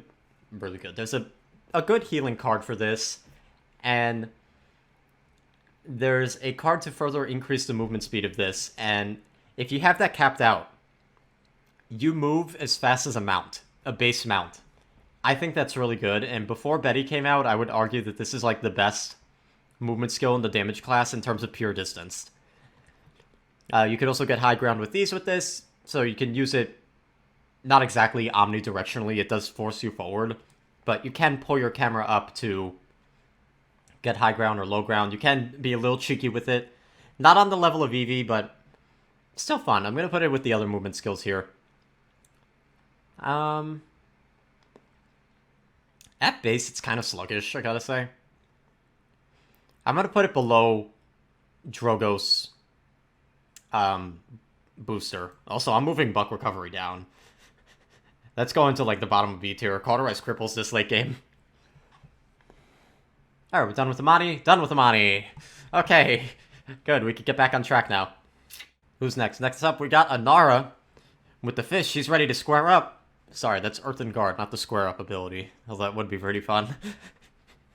Inara swaps to a melee stance and starts beating down her opponents with rocks. Not even rocks, she just fucking uses her bare fists. Her bare fists. Alright, so Earthen Guard. Enter a defensive state. While in this state, reduce damage taken by you and your deployables by 30%. And you also receive 40% increased healing. And this effect lasts 5.3 seconds. This is like Inara's bread and butter. You throw this up, you say no to damage. No thank you. Not doing it, sorry. You say yes to healers. Yes, please, feed me. The only thing is this doesn't give you CC immunity. A talent does that. And because of that, the talent makes, like, the base ability feel kind of like, eh? Like, it's still good, but with Mother's Grace, it feels so good. Base ability is just like, eh. Oh, this cough drop's helping, thank you.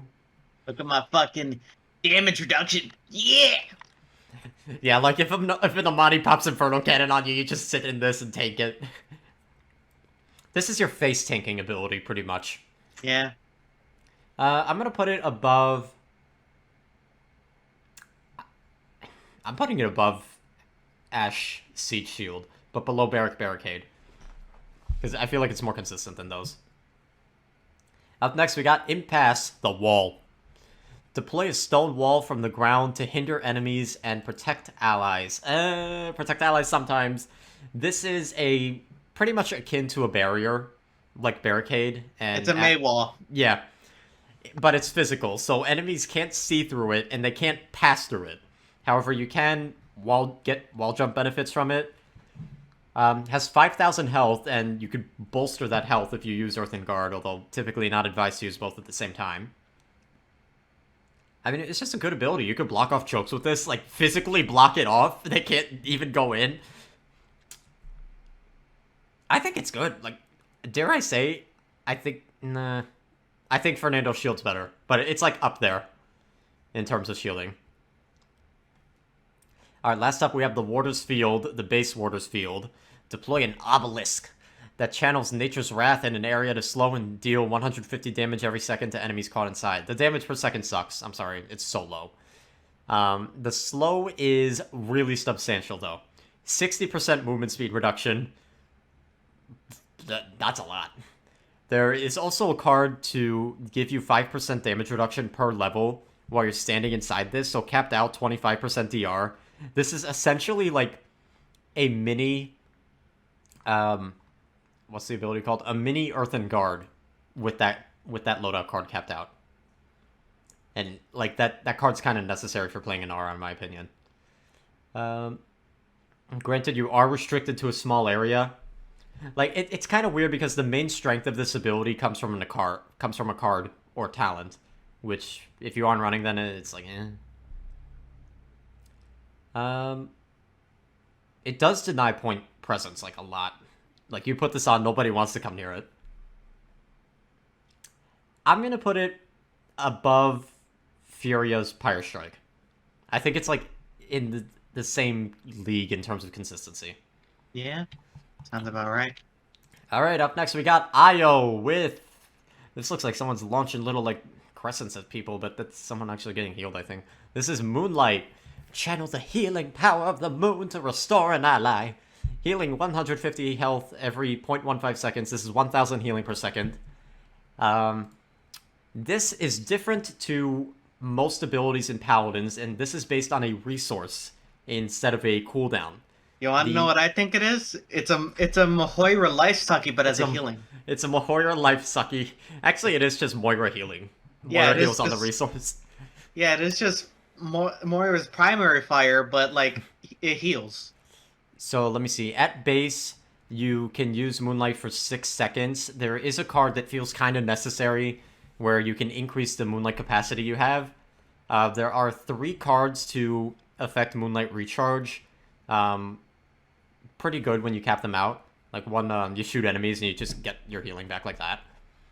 There is our favorite card in the game, Swift Arrows, where you can boost your allies' move speed by up to 30% while you're healing them. So in like some scenarios, that can be like, I think it's like an 8-second move speed bonus, which is so much fun. Highly recommend you try it if you have a duo partner. And one thing that's really nice about this is you could just stop healing somebody when you want and go to someone else. You don't have to be like, oh crap, I'm healing the wrong target, now I'm on cooldown. It's like, nope, okay, next. Healing you. Healing you. It's okay, Saris just does that, but better, even with yeah, we'll cooldown. get to Saris. And there's also a pretty good self-healing card from this. Capped out, you heal like 300 a second while you're healing someone. Pretty good. Honestly, I kind of want to put this in A tier. I think it's one of the better healing abilities in the game. Yeah. Yeah, I think it's A tier too. The only problem with it is it's single target. And Io needs a talent to give her AoE healing, otherwise she feels like kind of lackluster just relying on this. So for that reason, I have to put Grover Passive Blossom above.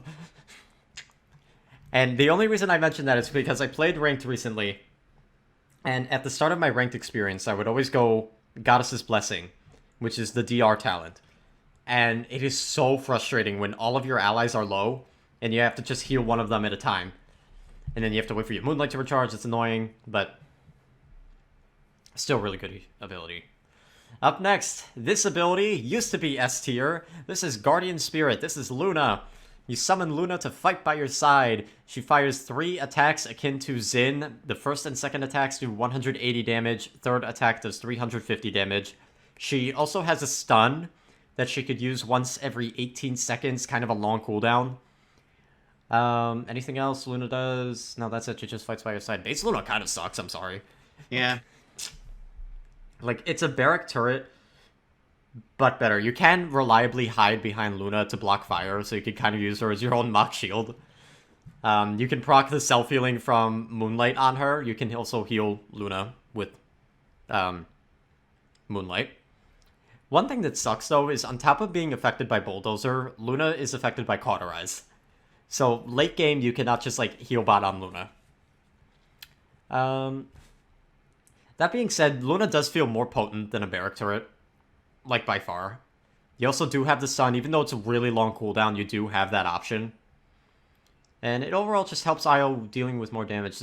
The thing is, I don't know where to place this, because the main IO playstyle is lifelink.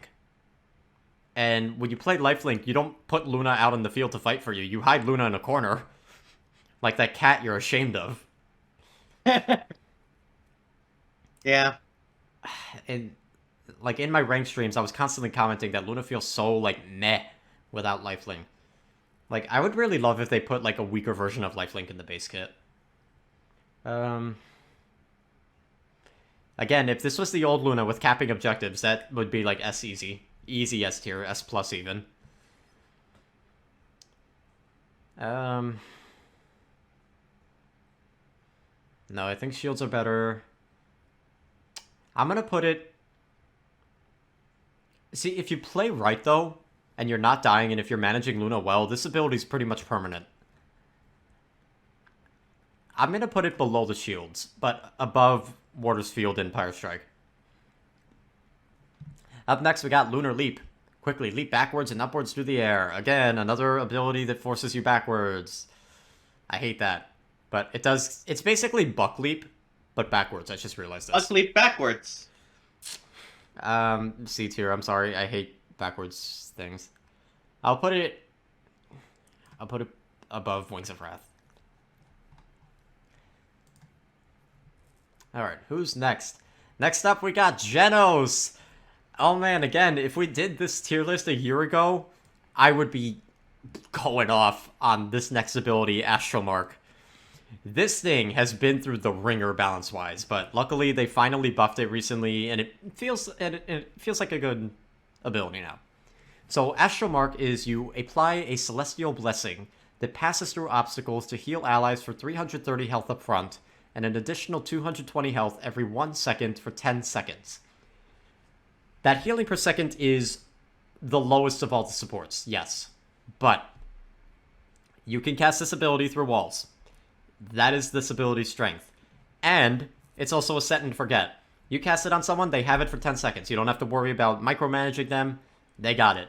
They get the burst heal of 330, 220 every second, so 550 over the first second. That's not too shabby.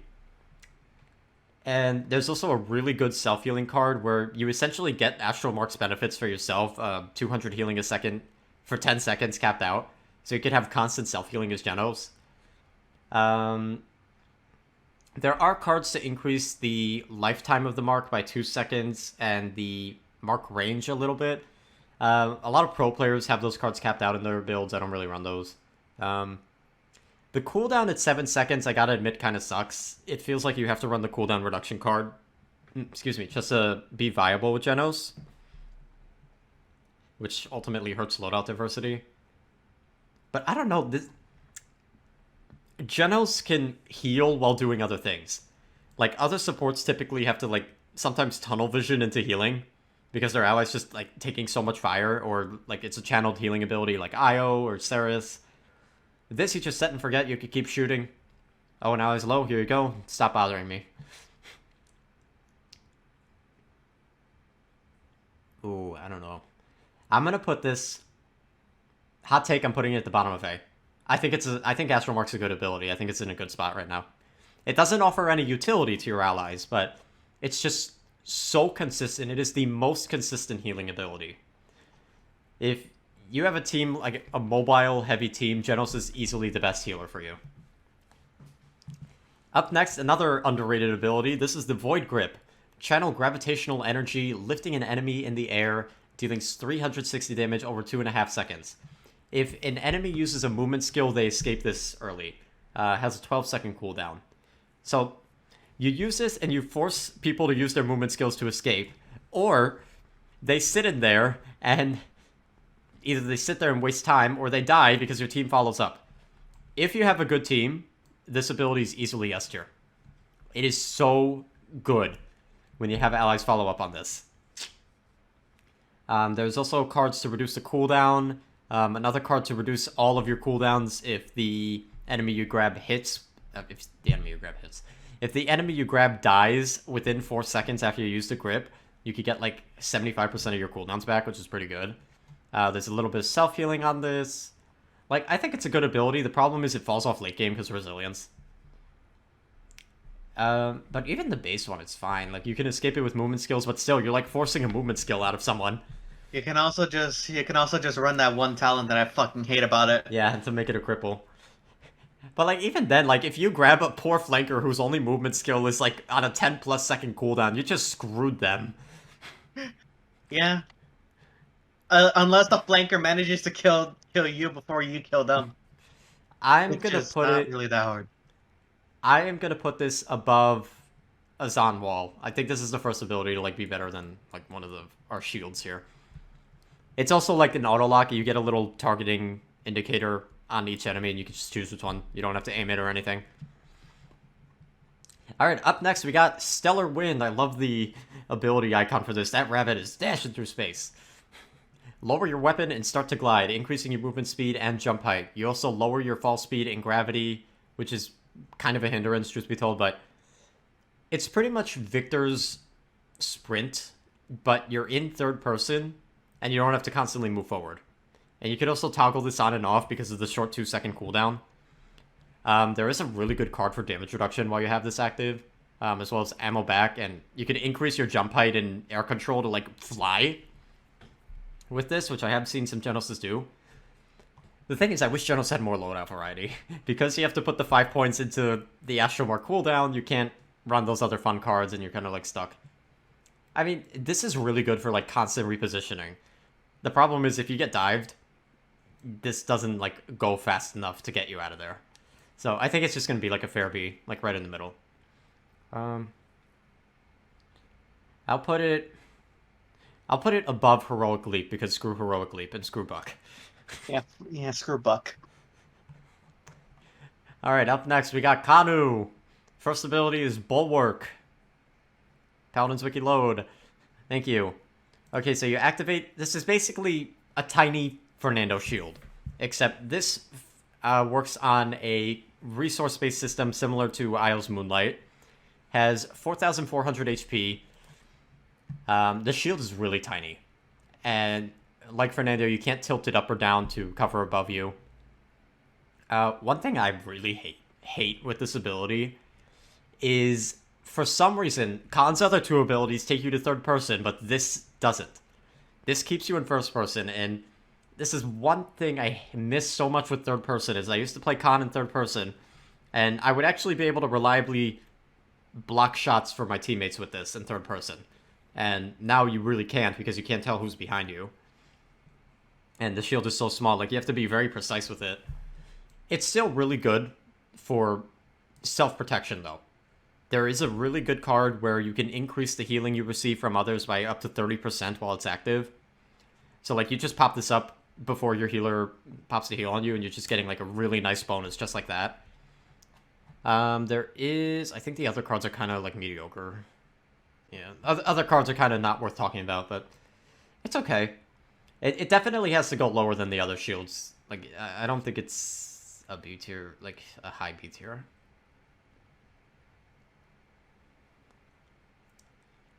I am gonna put it below Heroic Leap. Like, I don't think it's on the level of the other shields in the game.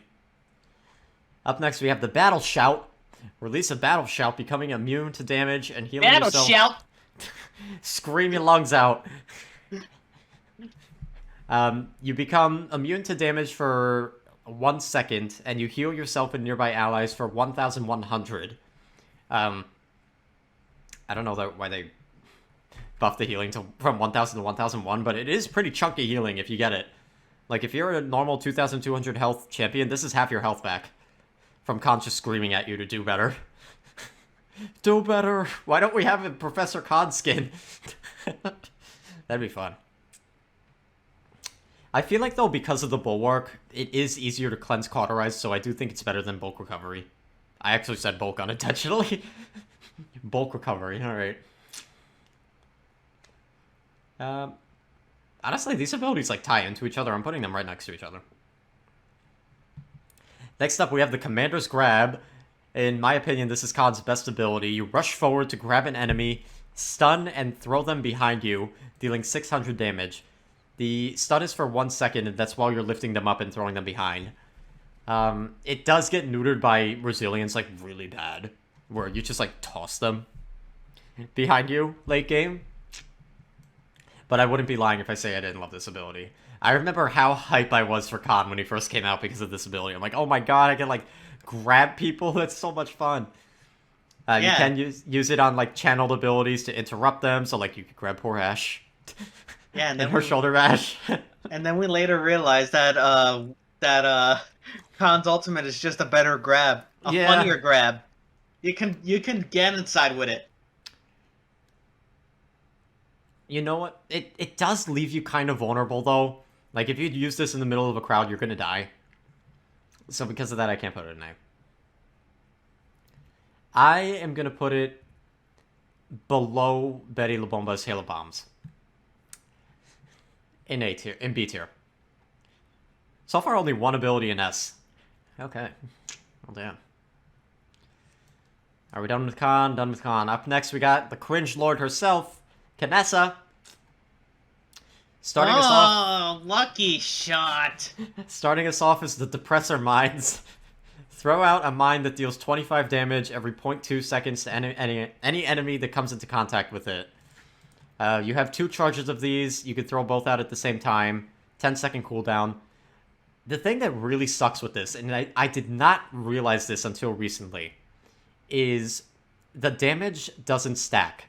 So if an enemy is taking damage from both your mines, the game will treat it as if they're only taking damage from one mine.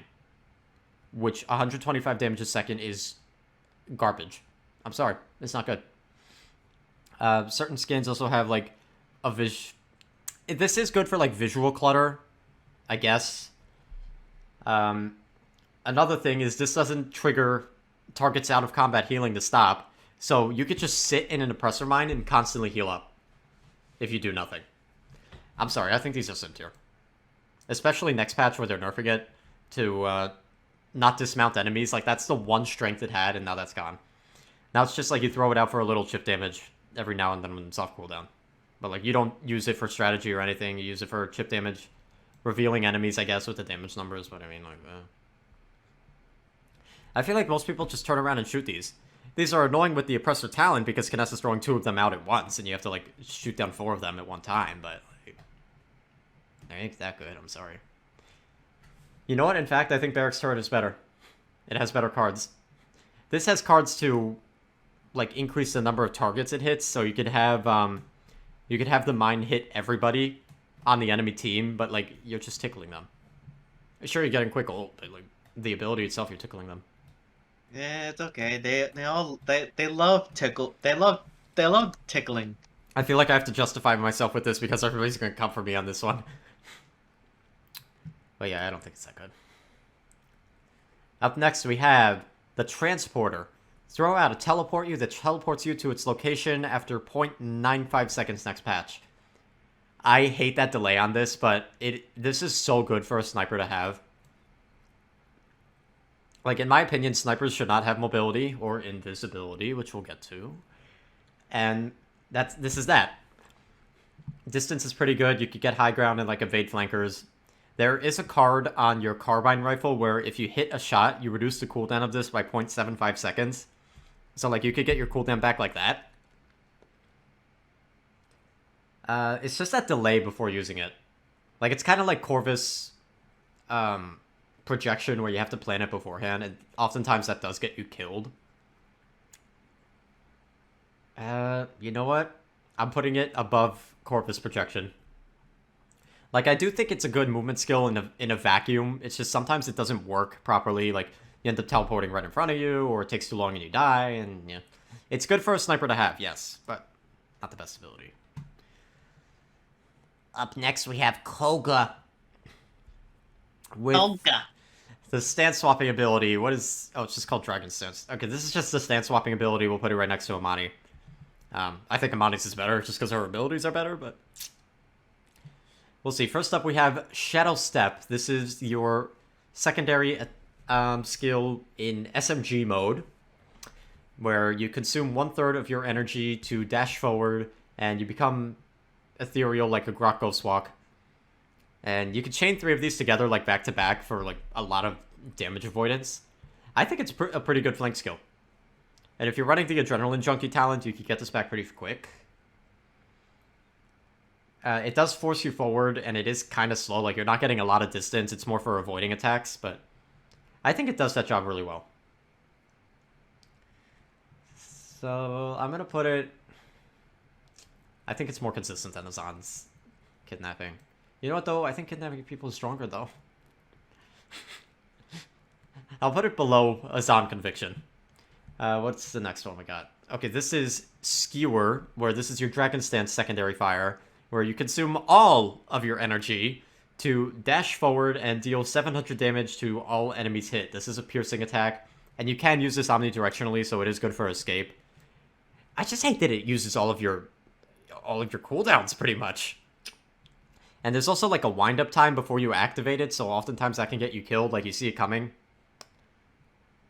Like, I don't think it's that great. I think it's, like, a top of C tier. And then what the hell is this? Oh, agility. So this takes 1/3 of your energy, and it gives you a 30% move speed increase, and increases your jump height for 4 seconds. You can continue to shoot while doing this, so if you play it right, it is a permanent move speed bonus. It just doesn't feel that great, honestly. It used to be a 50% move speed bonus, and that was fun. There is a card to increase the movement speed by 20% to make it 50 again, but like that's a lot of points. I'm going to put it below Jenos Stellar Wind, because it's essentially like the same ability. Except you can't shoot while doing it, but, you know, slightly less speed. Alright, up next we have the first auto-aim here. This is Lex in Pursuit. I love the name of this ability. You target the nearest enemy and rapidly fire your magnums with perfect accuracy, dealing 960 damage over 1.4 seconds, has a cooldown of 15 seconds. So you do have to kind of like track your targets as this is going, like, not perfectly, obviously, it is auto-aim, but you do have to follow them. As a former Lex player, I have to say this is not that good. Even though we hate auto-aim in Paladins, that's because of a certain character who's up next. But this is not that good. Like, this is C tier. You only use this if you run out of ammo, or if you're, like, fighting an Evie who's doing, like, the dolphin diving technique we talked about earlier with the Soar. I think it's better than Inferno Cannon. I think it's better than... Nah, I don't. I think it's better than Inferno Cannon. C tier for that. Paladins Wiki crashed again! Okay. Woohoo! God damn it. Alright, up next we have Retribution. Focus on a random target, revealing them when near. Killing them grants additional credits if they were on a kill streak. We did put this on the passive tier list as well. This thing is getting a massive nerf next patch, where your marked target will know they're marked. So they'll be able to tell what's coming. There is a card to give you lifesteal, 25% lifesteal, I think, capped out, which is, like, pretty good. There's a kill to heal type card for this. There is another card where you increase your movement speed if you're near your Retribution target. I just feel like it's not that great. 6-second cooldown is, like, fine. I don't know, C tier. Bottom of C tier. I don't think it's that great, and especially next patch where people know you're coming. That just takes away the surprise factor that this had. Up next, we got the Combat Slide. Quickly slide forward, retaining the ability to fire while sliding. Ability has a range of 40 units. 3-second cooldown, which is, I think, the shortest movement ability skill cooldown. The shortest cooldown of a movement skill in the flank class. Actually, the whole game, maybe. You can use it in the air as of recently. I think like a year ago. The ability to fire while sliding. That's okay if you're like shooting directly in front of you. But if you try to turn left or right, it feels so wonky. Like, you can only turn your camera 180 degrees and then it gets stuck. It just does not feel great. There are cards to further boost your movement speed after the slide ends, up to 50%. You can increase the distance of the slide. You can get ammo while you slide. And I feel like there's another one that I'm forgetting. There's a card where each primary fire shot you hit reduces the cooldown of slide by a little bit. That's pretty good to constantly have this up even more often. But it doesn't grant you like any damage reduction. It is a bursty skill, but it's kind of predictable. You can see where it's going. I think other movement skills are better. I'm putting this below Imani Frostfire Glide. And I used to main Lex. I'm allowed to say these things. Alright, Alex. Get your anger meter ready. Starting up, we have the first auto-aim, Valor. This is the right-click. Fire a charged weapon shot to hit all enemies in sight with your rifle for 400 damage. It says charged weapon shot, you click it, and it's there. There's no charge. I don't know, that description's a lie. On top of that, this ability acts as a weapon shot, meaning it applies Cauterize, it applies Life Rip, it applies freaking Wrecker. Any on-hit items this applies, because I don't know. I really don't know. I hate this thing. It hits multiple enemies. The range is pretty good on it. I think it's an A tier ability. Like, it's just so free. It is free damage. You can have the negative 10 brain cells and still be able to hit this and get value from it. What cards does this have? Cards. Valor cards. Bonus ammo, healing. Reducing cooldown of presence. Reducing the cooldown resets and healing on this. Why? I hate it. I hate it so much. This ability... Check out my fucking cooldown resets! This Look ability at me. screws over the flank class. Like, so easily. Good luck playing a flank against Lian. Like, every time I see Lian on the other game, on the other team, I'm like, oh, I guess I'm not having fun this game. Like, I just hate this ability. Like, by itself in a vacuum, it's like, oh, it's just 400 damage, that's nothing. But it's the fact that it comes out instantly, and then Lian could just continue whittling you down with the heirloom rifle. It applies Cauterize for you, so you could be, like, the most garbage Lian ever and still apply Cauterize. True. I'm gonna put it middle of A tier. I think it's a really good ability. I think a really fair nerf for this would be to just remove the on-hit effect. Just make it an ability. It doesn't need to apply Cauterize. I'm sorry, you don't have to apply Cauterize for free. Or just make it so that Lian doesn't have to auto-aim. Yeah, or that. Just rework it. Or make it do less damage. Just something. Like, stats-wise, like, people argue, oh, it's fine. Like, there's a lot of Lian defenders like, oh, you just don't like auto-aim. Like, yeah, no, I don't. Sorry. Mobility in this game is fun. Getting auto-aimed is not... It's not a short-range balanced auto-aim like Symmetra was. Sorry. I say this as a former Symmetra main. I'm allowed to say that. Like, Symmetra 2.0's auto-aim was literally... So short range. Literally, do not get close to her. And you don't die. Why is that so hard to comprehend? You have 425 unit range. That is, like, 5 Grover heal circles in terms of range. Okay? That is huge. Okay? I hate it. I hate it. Anyway, up next we got Presence. This is where you actually charge your rifle this time to fire a long-range piercing weapon attack that deals 800 damage. This is a hit scan attack, but what's unique is you don't have damage fall off. Cooldown is kind of long at 15 seconds. But the damage is pretty good, and it also acts as a damn weapon attack, so you can also headshot with it and apply weapon effects like Cauterize and Life Rip. That one I feel like it's fair, though. I feel like, maybe not the headshotting, but at least getting Life Rip and Cauterize, I feel like that's fair. I don't know why you can headshot with this and basically be a pseudo-sniper as Lian. It gets even worse when we talk about her talents later. I mean, to be fair... It is her most skillful ability, though. like no, not that's not what I meant to say, but true. To be fair, it's her gun. Her gun is a rifle. It's not Yeah. a sniper rifle, but it's a rifle nonetheless. Yeah, I guess. I do think this is a good ability. Like, good Lians can, like, burst you down, then follow up with the auto-aim, which makes the auto-aim even more annoying. Honestly, I'm just gonna put it right next to the auto-aim. Slightly low. Actually, you know what? No, we'll put it a little lower, because you actually do have to aim this one. I'll put it at the bottom of A. I think that's fair. Up next, we got Grace. Quickly dodge and fire off a deadly shot that's auto-aim, for reasons.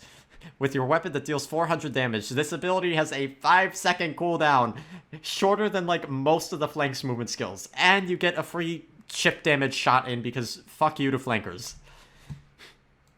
Because you use Valor, and then you use Grace, and it's like, okay, I just did 800 damage to you for free while repositioning on top of that. The problem with this ability, while it does have a really low cooldown, is you don't get a lot of distance with this. But you could use it often. So I'm gonna put it on the level of like Cassie dodge roll. I find these characters to be like one and the same in terms of like viability. So even the auto, you know what though, the auto aim boosted it up though.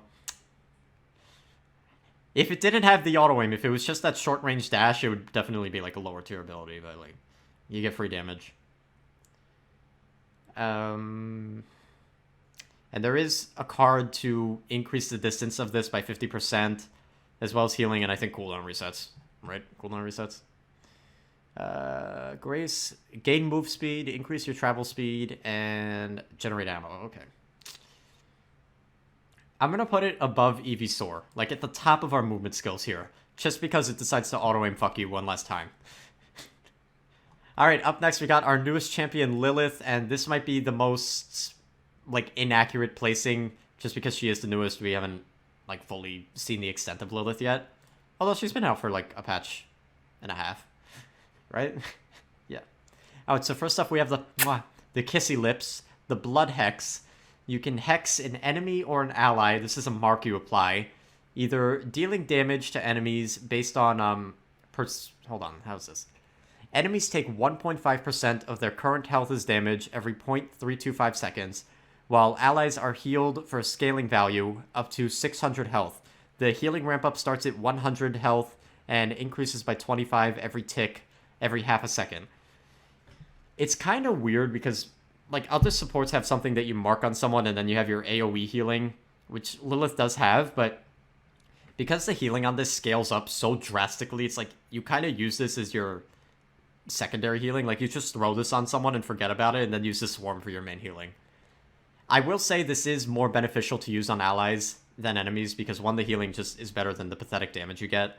Though it sounds nice on paper, like, ooh, percent-based damage, that's pretty cool for free. It's based off their current max health, so you could never actually kill someone with the Blood Hex. Additionally, if you shoot an enemy affected by your Blood Hex, you get that ammo back, which, I mean, that's fine, I guess. And another thing is you regenerate your blood health based on this ability, and you get more blood health by having it on an ally versus an enemy, so why would you ever use this on an enemy? Still, it is really good healing. It's multifaceted, multi-purpose.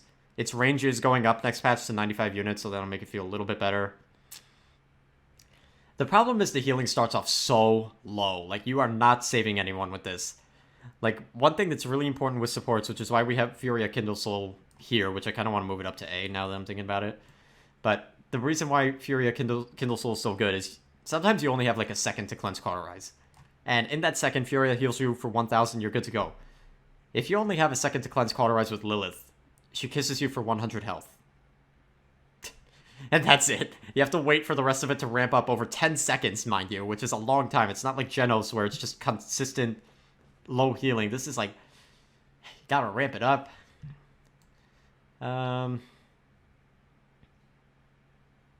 gonna put it, I think it's more consistent than Pyre Strike. I'm going to put it below the shields. There is one card for utility. You could give your ally a 20% move speed bonus while this is on them, which is pretty nice. But the other cards aren't really worth talking about. So next up, we got what people would argue is Lilith's actual main healing ability. This is the Swarm. Lilith summons a circular swarm of bats to heal her allies and damage her enemies. Swarm is a channeled ability, so you have to charge it up, and then you can pop it, or you can just pop it instantly for lesser effects. It lasts 4.25 seconds and costs you 825 blood health. Sorry, voice is going. First stage, it heals for 75 health every 0.25 seconds, so 300 healing a second. Does damage, 55 damage every 0.25 seconds, so that's 220 DPS. And I'm going to skip the second stage because it's irrelevant. Third healing stage, 160 health every 0.25 seconds, so that's 640 health a second, which is really good, especially for multiple allies. And damage is 125 every 0.25 seconds, so 500 DPS. I think this ability is like kind of underrated. Like when I play Lilith, I'm constantly using this on enemies because it does ignore shields. Like if you're standing in that AoE, they get damaged. And additionally, I don't know if this is a bug or not, but if an enemy is in the swarm and you hit them, you get your ammo back just like you would if you were doing the Blood Hex technique. Has good healing, great healing actually, great damage. It's just the fact that you have to use so much of your health to use this. Like, honestly, I'm gonna put it above the Blood Hex. I think it's in, like, the same tier. Last up, we have our second Buck Leap. Sorry, our third Buck Leap here. This is Death Wings. Lilith leaps in the air and gains air control. Reactivating the ability allows you to slam down and does 225 damage in a very small area. Costs 350 blood to cast. It is nice that you can spam it, essentially, if you have the health to afford it. But it just feels like a more sluggish Buck Leap. Like, honestly, I want to put it in C tier. Because it does not feel that good. Like, I don't know why they gave this character a Buck Leap. In her trailer, she's like doing Moira fades all over the place. Here, she's just like fucking jumps like Buck. Why do we need so many damn Buck Leaps? Good question. Alright. Moving on from that lame-ass ability. Up next, we got Maeve. First ability is the Schlurp. The Pounce. Now, granted, we're looking at it without talents. Without talents. So, the kill percent! No talents. Kill percent! I need to get the kill percent!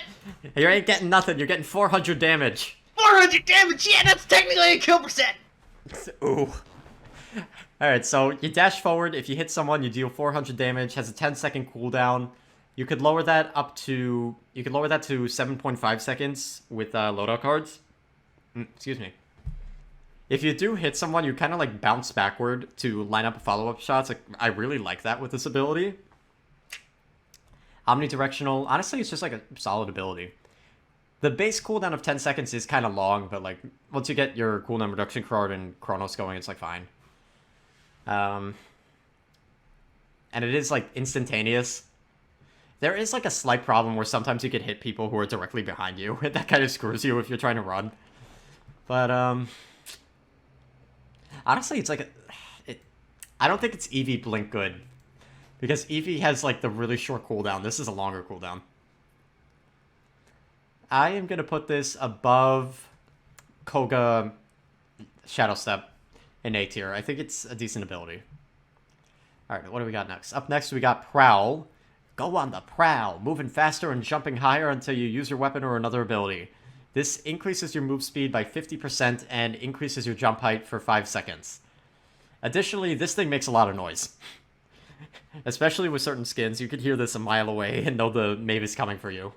But comboed with the double jumps, you can get some really nice mobility with this. It's nothing special though. I'm going to put it in B, above Koga, below Koga Agility. I think Koga Agility is better because you can actually fire while doing it. It's faster than Koga's Agility, but it has that downside of doing anything cancels it, which is so annoying if you're trying to run and you want to go back in and use your ultimate. Because it cancels the prowl and you're like, well, crap. Now I'm sitting here. Alright, up next we have our second ability tied for the longest cooldown in the game. That is 9 lives, which resets the cooldown on Schlurp and Prowl. I mean, it's fine. I'm going to put it with the stance swapping things. You know what, though? Resetting your cooldowns is really strong. It is. Especially for this character.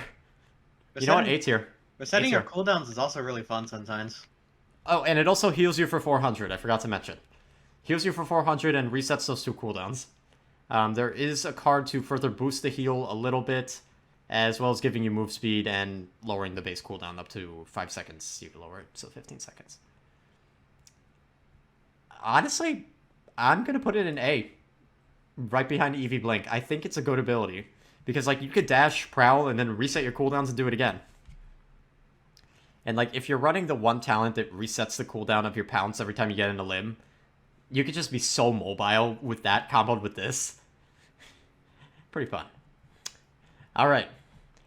Up next, we got the turtle. Makoa.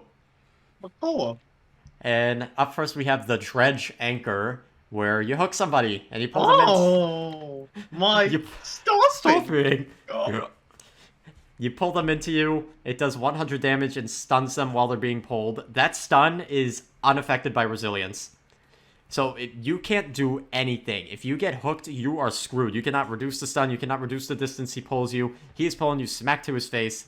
14-second cooldown on that. I think you can lower the cooldown a little bit with cards. Not that much. I think this is our second ability that's going in S tier. It is kind of difficult to hit. The range is kind of short. And the projectile is a little wonky, especially if you're used to Overwatch. But with not even a good team, with a half-decent team, this is a guaranteed kill every time you hit it. Like, just saying. I think... You think it's a S-tier ability, Alex? I think so. Which ability again? Dredge Anchor? Hook. I mean, you're basically fucking up someone specifically on the enemy team. I think that's pretty good. I think it's S. Yes. Do you think Atlas Stasis Field is better than Hook? No. Oh boy, we have 2 abilities that look exactly the same. Okay, up next is the Shell Shield. This is similar to Fernando. You channel a shield. You can't do anything else while you're doing this. A little bubble shield around you. Has 4,000 HP and 14-second cooldown. You can move around while doing it. It is bigger, and it has the benefit of being a bubble, so you can kind of like block damage on both sides if you're finagling it well. Last 4 seconds. The cooldown is longer than Fernando's shield, but I think this is better, honestly. I have Betty La Bomba. We might double take our B tiers, but I think this is the top of B tier, honestly. Even the base shell shield is still pretty good in my eyes. Like, yeah, you can finagle inside it to shoot Makoa down while he can't do anything, but you can kind of negate that by using Makoa's next ability, Shell Spin, in your Shell Shield. You can use the 2 abilities at the same time. So, Shell Spin, you go into your shell, spin forward, deal 500 damage to enemies hit, and displaces them a little bit, 12-second cooldown. Recently, they did buff the damage of this, so now you can, if you hook somebody, you could shoot them and then spin on them for like a pretty nice 1,000 combo, 1,000 damage combo. Base Shell Spin's kind of like though. I'm gonna put it on the same tier as like Fernando Charge. Where's Fernando Charge? Oh god, I lost Fernando Charge. There it is. I'll put it above Fernando Charge just because it doesn't look as dumb. You know, he's not lightly jogging at you. True. Alright, up next we got Maldamba with the first ability, Mending Spirits, which actually got a really strong quality of life buff recently. So this is a 3-second cooldown. You have to aim this ability. If you hit an enemy... Sorry, it doesn't do that anymore. Sorry. Lakono's Curse is gone. If you hit an ally, you heal them for 340 health every second for 4 seconds. So 1,360 health over the duration. The cooldown is reduced by 2 seconds, so 66% of your cooldown is refunded if you miss. So, like, there's no excuse to not be healing someone with this next patch. The range is... I think the range is infinite on this, where as long as you could see someone, you could heal them. There is a card for movement speed to give your allies, to give yourself damage reduction. There's a card for that. There's a card to give you bonus ult charge, which isn't that great.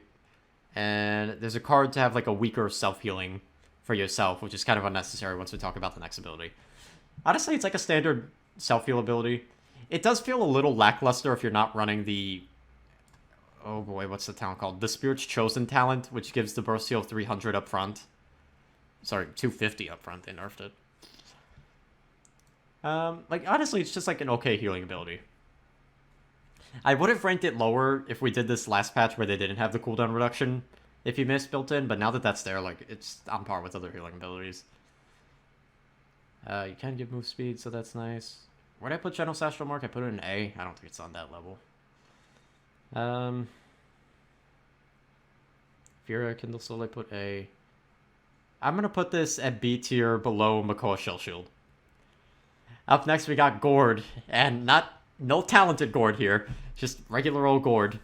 You throw a... What is this? An alchemic Gourd that explodes on the ground.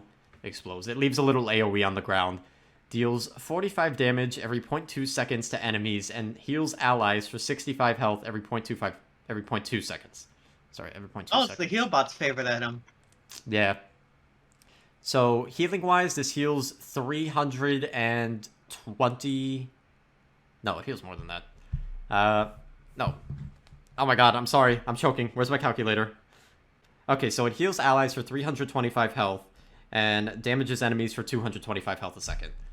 Not too bad. You throw this on the point, and you're immediately swinging things in your favor, because your point tank's getting healed, enemy point tank is taking a little chip damage. It's like the same mentality as Kinessa's Oppressor Mines, but like an actual useful effect. This also has some really good cards, which I feel like are being slept on. You could cut the cooldown of this by 4 seconds, making it a 6-second cooldown.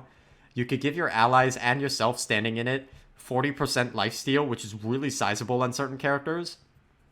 You can boost your movement speed while you're standing in there, you and your allies. And I'm sure there's another card that I'm forgetting about. Hold on, what's the other card do? Oh, you can increase the projectile speed of it. Wow. It is really consistent. It does semi-ignore line of sight. So, like, if you throw it near, like, a thin wall, you can heal on the other side of it. I'm going to put it below Mending Spirits. Up next, we got Slither, which is what I was talking about in regards to Grohk Ghostwalk. You become ethereal, and you slither forward. Little dash forward, and become damage and CC immune. Pretty good. Short 8-second cooldown. I think it's better than Grohk Ghostwalk, like, easy. What's that? Cassie Blast Shot, Leon's... Evie's Soar, okay.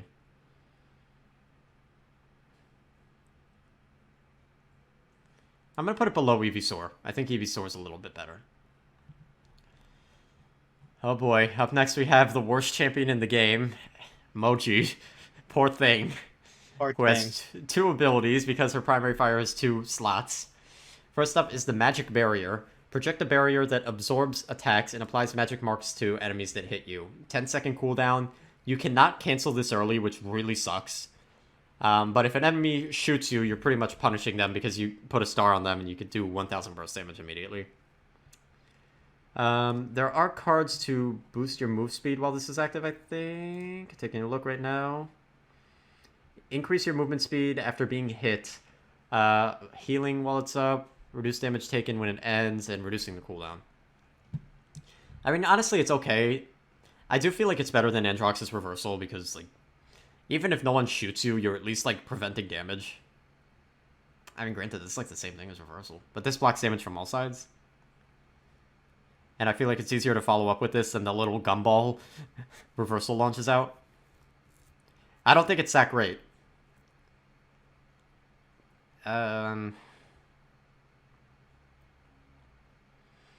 I'm going to put it above Grover Vine in C tier. Up next, we got Scamper. Quickly, scamper forward. Great description. Thanks, Paladins. 7-second cooldown. Scamper forward for 1.5 seconds, greatly increasing your movement speed. Turning with this thing is hella awkward. Another thing that sucks is if you go airborne, you lose all your momentum. Like, if you use this over a ledge, you don't move until you hit the ground. I think this is a sim tier, honestly. Yeah. I'm going to put it at the top of sim tier. There is a nice card for healing on it. You mean a talent? No, there's the talent and a card as well. Uh-huh. There's a card where it heals you 500 health over the duration, which comboed with the 2 talent feels pretty nice, but like... Base Scamper is rough, I'm sorry. That's an F tier. If it didn't halt your momentum in the air, it would probably at least be like on par with other mobility skills. But it does that, so that sucks. Okay, up next we got the privileged bitch Octavia with two abilities because she has another gun that uses 2 slots. So first up is the Distortion Field. Throw a dome that hides allies and disorients enemies while inside of it. And by disorient enemies, it means if you're an enemy, you cannot see outside of the dome when you're standing in it, and you also can't see through the dome if it's in front of you. You're also slowed by 15% if you're an enemy caught inside. If this ability functioned properly, it would be an easy S tier. Easy. It has a card to make it bigger, a card to give Octavia like 25% damage reduction while she's standing in it. Hold on, let me see. What's the... Yeah, 25%. You could lower the cooldown of it, and you could lower the cooldown of your commanding leap by 0.3 seconds while you're standing in it. Like, it has really good cards, and like the basis of it is really good. It's just, there's a bug right now that has been in since Octavia has been released, where very often, I wish I could say this is a rarity, but very often you could see enemy health bars through the Distortion Field, which completely defeats the purpose of this ability. Damage reduction's pretty good. I'm gonna put it at the top of C. I'm sorry. If it didn't have that bug, easy S tier, like I said. But it has that bug, so yeah. Up next, we got the 4th Buck Leap, right? I think. 4th Buck Leap. Commanding Leap. Leap into the air to gain control of the battlefield. If you aim down sights or hit the spacebar, you could levitate in the air for 2.5 seconds. I mean, like, I don't know. They keep trying these little things to make the Buck Leaps more interesting, and it's like, at the end of the day, it's still a damn Buck Leap. Cooldown's also 12 seconds, which is like, eh.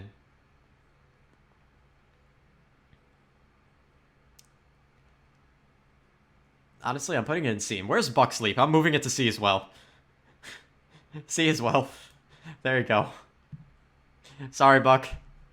It's a lame ability. What can I say? Just like him. Alright, up next we got Pip! Ooh, I'm about to make a lot of my subs mad. Got a lot of Pip fans as subs. Oh, First up, we have the Explosive Flask, a deadly concoction that bursts to deal 150 damage and slows enemies in an area. 50% slow for 2.5 seconds. Pretty substantial. And you can use this at range, so if you can lead the shot accordingly, you can hit this from far. I mean, it's pretty good. It's like, okay.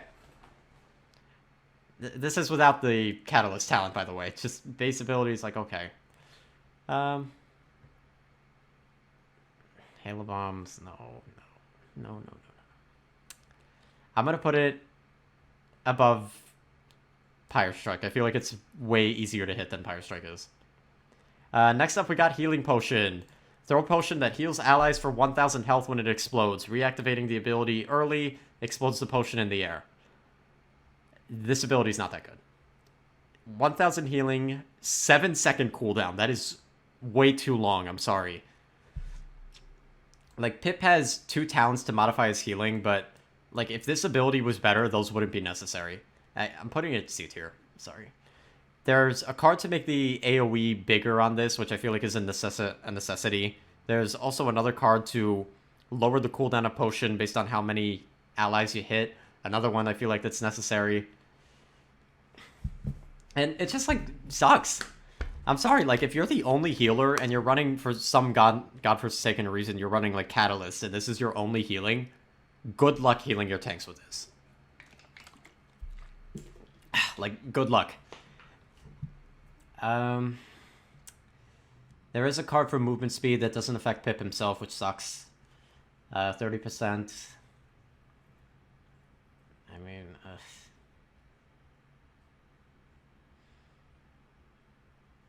even though it's buggy, I think Octavia's Distortion Field is better.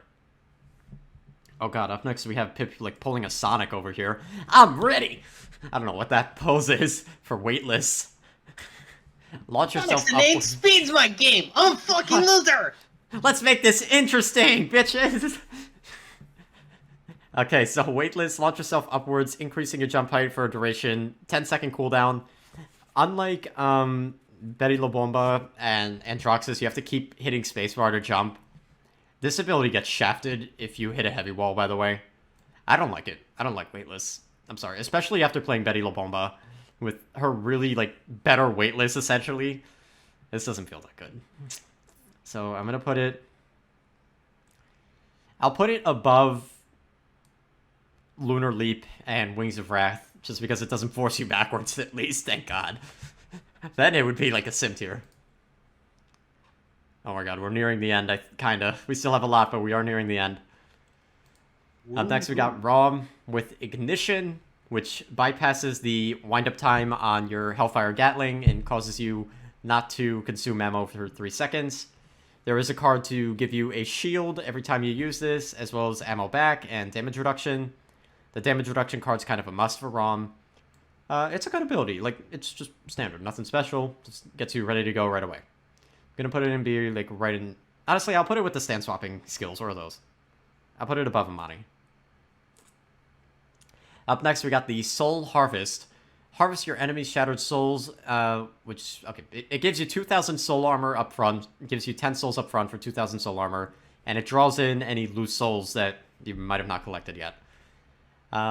It says on the wiki that this is not affected by Cauterize. And then it says, due to a bug, the soul armor absorption is affected by the anti-healing mechanic. I don't think that's a bug. I think that's intentional. Otherwise, Raum would be, like, busted if this does not get affected by Cauterize. But yeah, it is affected by Cauterize, so later game, this isn't giving you as much temporary health, I guess you would call it, the soul armor health. But it's still a good ability. This is like your save myself ability. And because it's treated as normal HP, your damage reduction applies to the soul armor. Anything else? There is a damage reduction card, 25% capped out, which is pretty good for 3 seconds. I'm going to put this... bolsters your survivability. I'm going to put this... Earthen Guard's better. Way better. I'm going to put this B tier below Earthen Guard and, like... Yeah, I think Lilith Swarm is better than that, actually. Up next, we got Raum Juggernaut, where he doesn't just lightly jog at you, he charges at you. You wind up and take off charging, dealing 600 damage to enemies and knocking up players' hit. You could charge for up to 4 seconds, and enemies are knocked up 900 units. I don't think the knockup cancels movement skills like Azaan's does, but it is easy to set up follow-ups with your team if you knock someone up. It also gives you soul armor, 4 soul fragments, so 800 soul armor for each enemy you hit. The problem, and the reason I can't place this too high, is it has the same problem that Ashe Shoulder Bash has, where it has that wind-up, and it is so easy to screw over Raum, especially when this is like a core ability, running around when you get low or running into engage. I do think it's overall better than Ashe Shoulder Bash because you can move around a lot more. You could turn. If you go over an edge, you can like instantly 180 with tech. So I don't want to put it too low. I'm going to put it... It's still C tier, though. I'm going to put it above Magic Barrier. Nah. I'm going to put it at the top of C tier in terms of movement skills. If you are against a team without crowd control, it's like an easy A tier ability, but because crowd control exists in this game... Yeah. Alright, up next we got Ray. First up, we have Chain Heal, which is you send a heal to an initial target, and then it bounces to 4 additional allies, healing them for 520 per bounce. Spirit-linked allies are... We'll talk about that later with Spirit Link. This healing can affect Ray herself. There is a card to reduce the cooldown based on weapon hits you do. There's a card to increase your allies' ult charge, which is really good. The healing is kind of low, though. Especially if you have multiple allies low. Like, especially late game, this really struggles. Like, I'm going to put it at the bottom of B, because it has a pretty good card to keep it going. And I just also feel like it's better than Pit Potion, but yeah. B tier for that. Next up, we have the Spirit Link. Tether your spirit to an ally or enemy player. While linked to an ally, you heal them for 50 health every second, and grant them 0.5% ultimate charge every 1 second, so 1% ult charge every 2 seconds. And while linked to an enemy, you reduce their movement speed by 10% and deal 66.66 damage per second. That's fucked up. Thanks, Ray. What this neglects to mention is some of the cards. You can further increase the healing to your allies by up to 100, so 150 healing a second. Still kind of low. You could have self-healing on this up to 100, kind of low, and irrelevant when you have the healing from Chain Heal. What are the other cards? I'm sorry, y'all. My voice goes whenever I do these videos. Spirit Link. You could also lower allies' cooldowns, but that card scales really bad. So that one's not worth it. But my favorite card for Rey, which is on her Spirit Link, is Midnight Stroll, where you reduce the damage done by an enemy you reduce the damage done by the enemy you are linked to by up to 20%. If you get dived by a flanker and you just pop this on them, what are they gonna do? Tickle me? Especially when you pop Envelop and run away. Like, that is so good. I am surprised more Rey players don't run that card. They don't run it because they like the meta. Also, linked allies get 30% more healing from Chain Heal, so it'll heal 676, which is pretty nice. I love that damage debuff card so much. The problem is the targeting on this is really wonky. I'm putting it bottom of A. I think Spirit Link's a really good ability, especially with that card. Without that card, it's B tier, but with that card, A tier. Then last up, we have Envelop. Reduce the maximum amount of damage you and an ally can take, you and your marked ally can take by 275 per instance, and increase your move speed and jump height for 3 seconds. It also does 100 DPS in a very small range nearby. You gain 40% move speed and 50% jump height. This ability is a middle finger to burst damage, and I love it. I love it. It feels kind of oppressive, though, if you are playing a burst champion, but, like, screw burst. I think this is an S tier ability. An end to the burst meta. Rey, finally. How many years later, an end to the burst meta? Yeah, but that means everyone has to play Rey now, and I don't think anyone wants to do that. Nobody does, though, because her healing's kind of like, eh. This ability, like, makes up for her healing being eh. I think it's an S tier. Bottom of S. Alright, up next, we got Fuckus. And I say that because I accidentally, when I was getting all the pictures for the thumbnails, I was labeling it like Lian 1, Lian 2, Rey 1, Rey 2, Rey 3. I put Ruckus 1, and then I put Fuckus 2. Fuckus 2! For the second ability without even thinking, and then I caught it after, and I'm like, wait a minute.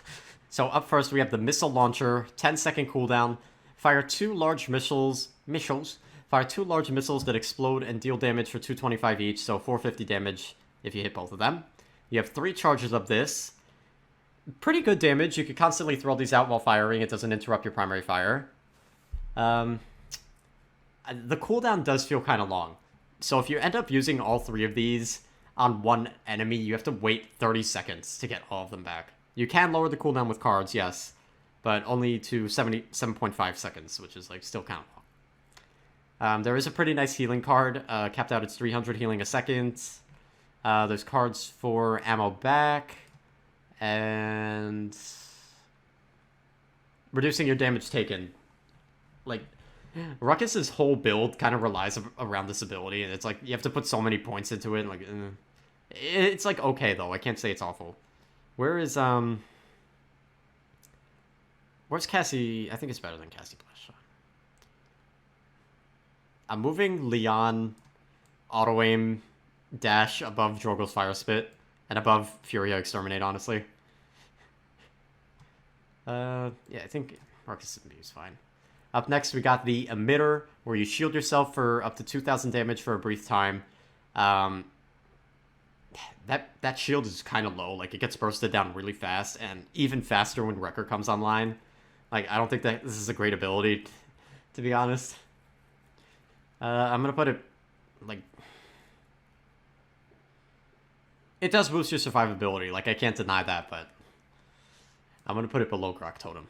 I also just realized it has the old model of Ruckus in the ability picture. Good old Fuckus. That's what we're calling the old model. Fuckus, Yeah, yes. because oh fuck, Actually, no, that he's might be the dead. new model. I don't know. Oh fuck, Uh, he's dead. So his name is Fuckus. Up next, we got Advance, and this is without a talent, so you can only dash forward, jet in the direction you're moving, maintaining your ability to fire. You have 2 charges of this, if I recall, right? 2 charges of this, you dash into 30 units. I think you can boost the distance. Yeah, you could boost the different distance. You could get ammo back, you could heal a little bit, and reduce your damage taken. I mean, it's fine. It's tank mobility. This with a talent is what makes Ruckus scary. The base is kind of like eh. I'm going to put it above... Yeah, I'll put it above Flex Slide. Bottom of B. Alright, done with Ruckus. Done with Ruckus. Saati. With first up... I'm dead. No, for real. So first up we have the Ricochet, where I don't even know why it lists this, but if you throw the coin directly at somebody without shooting, it just does 100 damage. Like, it just does 100 damage without anything else, unlike Drogoz like Fire Spit, which at least does bonus damage. The main thing is you want to throw this and you shoot it. If you shoot it, you get a auto-aim shot that targets the closest enemy near it, deals 300 damage every half a second to match your fire rate, of course. And each shot depletes the coin's health pool. So if you... How many shots the coin will be destroyed after landing? 4 shots on it. So your 4th shot will cause the coin to explode and deal 550 damage in a small AoE. I think this is fair auto-aim. Like, you kind of don't really use this in fights too much. You use it when people are, like, around a corner to tag them. Like, I think this is another B tier.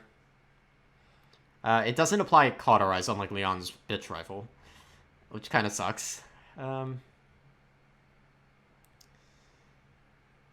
think that's better. I think that's better. What is that? Cassie Blast Shot? I think that's better. The problem is, like, most oftentimes you don't end up using this because allies are in line of sight, and why use this when you can just shoot them with your gun? Yeah, I'm going to put it at bottom of B for that.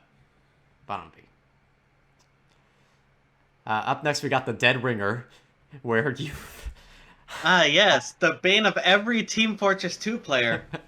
I can never describe this ability without causing a laughing bit to myself. Like, I'm so embarrassed to be a Paladins player and describe this ability to someone. Saati lays a cardboard decoy of herself, a cardboard cutout of herself. She goes in stealth, leaves a cardboard cutout of herself, and it shoots projectiles in a straight line, does 150 per shot. You shoot 3 of them every 1 second, so 450 DPS. It sounds good, but more often than not, those projectiles aren't hitting anybody.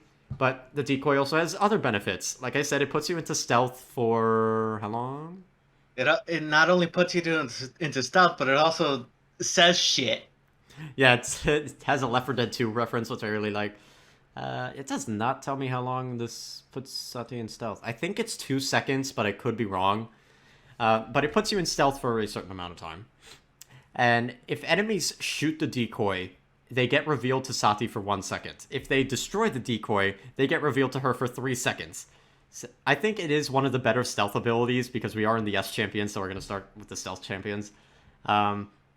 Because it forces your attention to the Dead Ringer. It's like, psh, you must be this tall to die. So your like attention is focused there, and Saati's like running away. The projectiles is like, okay. By itself, it's okay. With a talent, this becomes much better. I think it's better than the coin. I don't think it's better than... I gotta move Chain Heal up. I don't think it's like that bottom of B. Missed me. Missed me. Hold on, I'm moving up Chain Heal.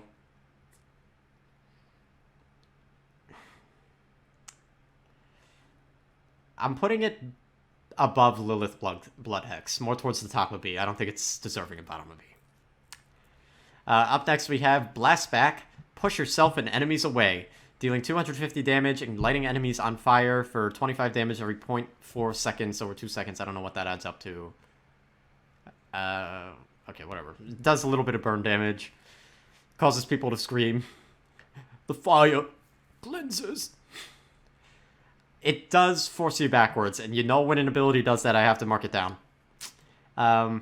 With cards, you could further increase the knockback, which is pretty consistent for launching enemies off cliffs.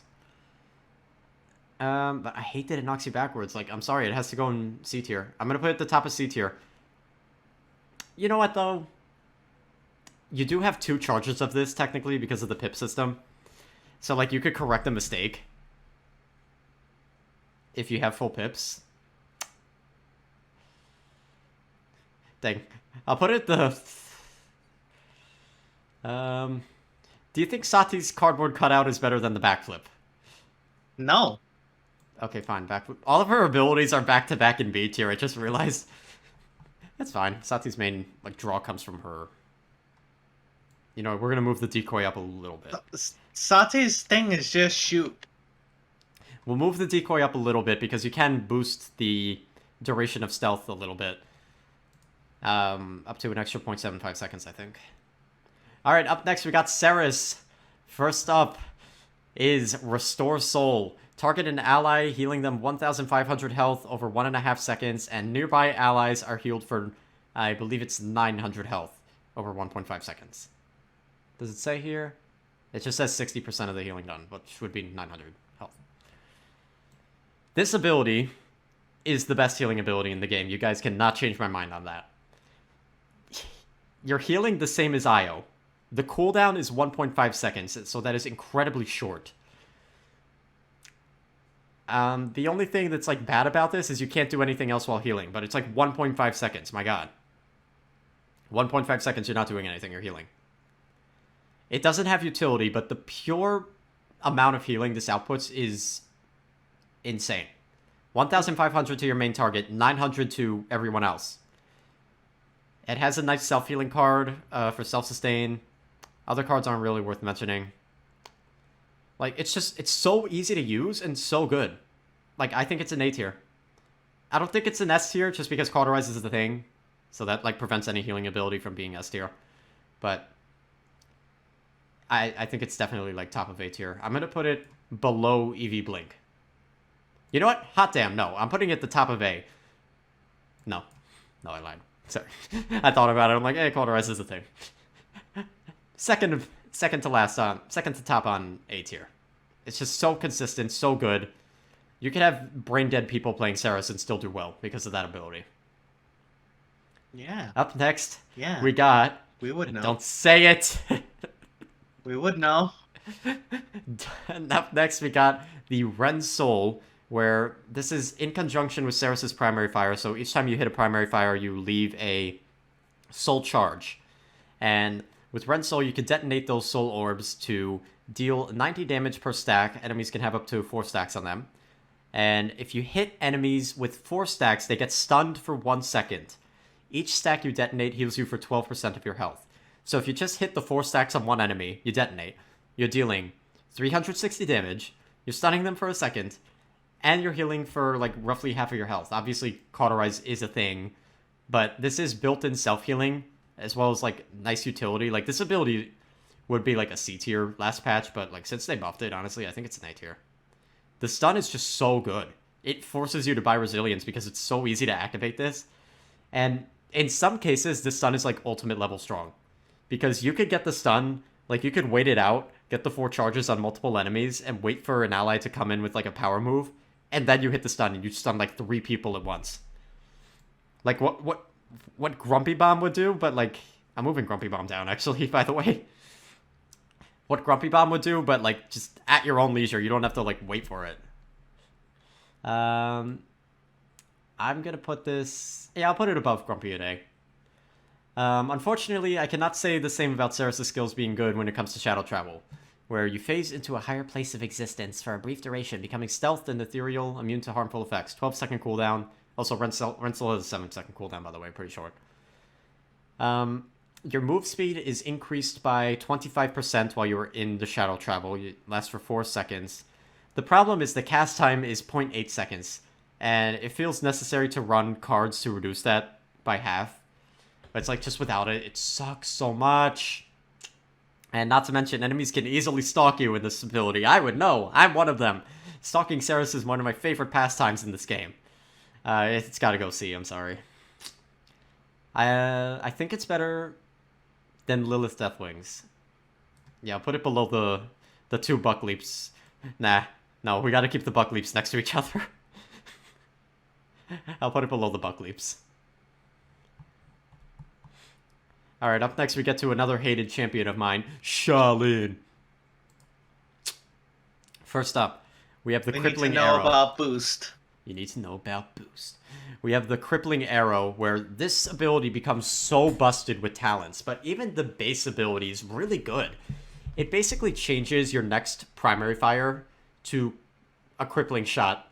So, like, it still does normal 1000 damage, still applies Cauterize, whatever, but it also cripples them for 2 seconds. 8-second cooldown, which you could bring down all the way to 5 seconds with loadout cards. Like, that is so good.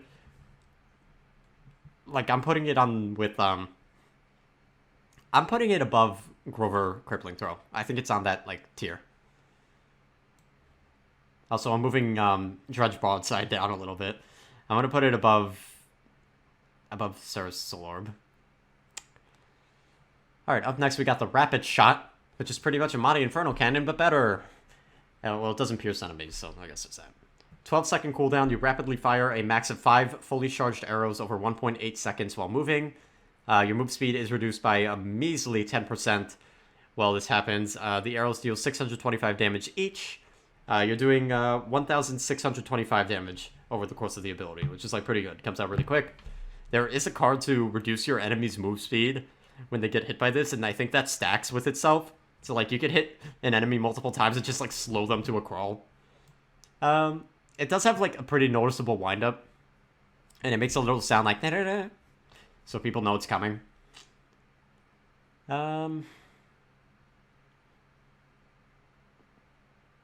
Let's see, I'm gonna put this above Rocket Boots. Below Dredge Harpoon, above Rocket Boots and B tier. Up next, we got our next stealth ability. This is Withdraw. Leap backwards and become stealthed. 11-second cooldown. Puts you in stealth for 2 seconds. Leaps you backward 30 units. I hate abilities that launch you backwards. You guys know this. I also feel like this is one of the weaker stealth-based abilities because typically you're using this when people jump you, and Illuminate just screws that over. So, C tier for me. At longer ranges, it is more useful because you can surprise people when you pop out of stealth. This ability used to be really fun, where it would leave a decoy of Sha Lin, like, not a cardboard cutout like Saati stole. I mean, like, an actual second Sha Lin would just be standing there, and that was so funny. I don't know why they removed that. That was so, like, unique. Now it's just like, oh, I dash backwards and become invisible. I'm gonna put it above Sarah's Shadow Travel. You know what, I'm moving... Nah, Koga stays down there. Alright, up next, we get to the second worst champion in the game, and that is Silicone Sky.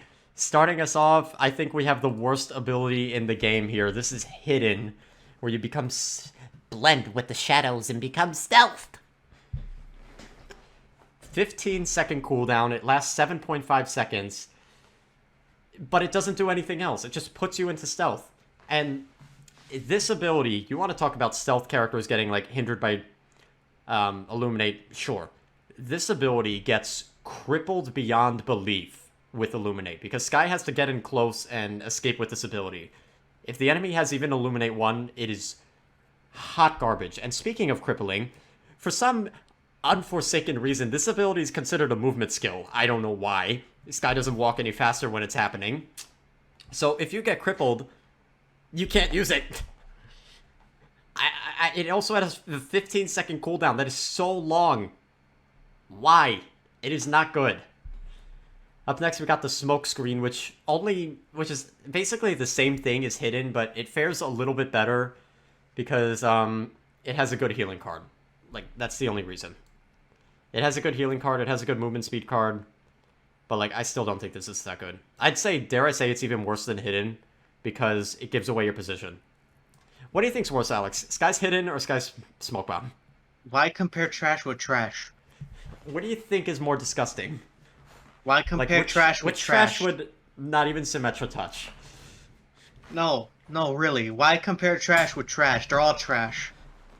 Honestly, I'm putting Hidden lower just because I feel like the healing card bolsters Smokescreen a little bit. Up next, we got the Poison Bolts, where you fire 3 bolts that deal 10% of the target's health as damage over 4 seconds. Percent-based damage, pretty good. 30% health. It does take a while, like 4 seconds is kind of long. This is the base Poison Bolts, 8-second cooldown. It is pretty good against tanks, I will say, in conjunction with your primary fire. But, like, it's not that amazing, I'm sorry. With Debilitate, yes, but by itself, it's like, eh. I'll put it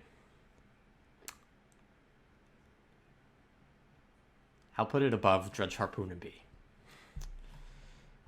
Alright, Sky's done. Up next, we got Strix. Last stealth champion here. Actually, no, I lied. Sorry, second to last stealth champion. First skill we have is Quick Switch. Switch between your Talon Rifle and Pistol. Going with the other ones. Oh, wait, hold on. Sorry, I'm B tier. Special privileged boy over there with his 2 guns. Hold on, let me move these down. Nothing special. Up next, we have the Flare. This is your secondary in pistol mode.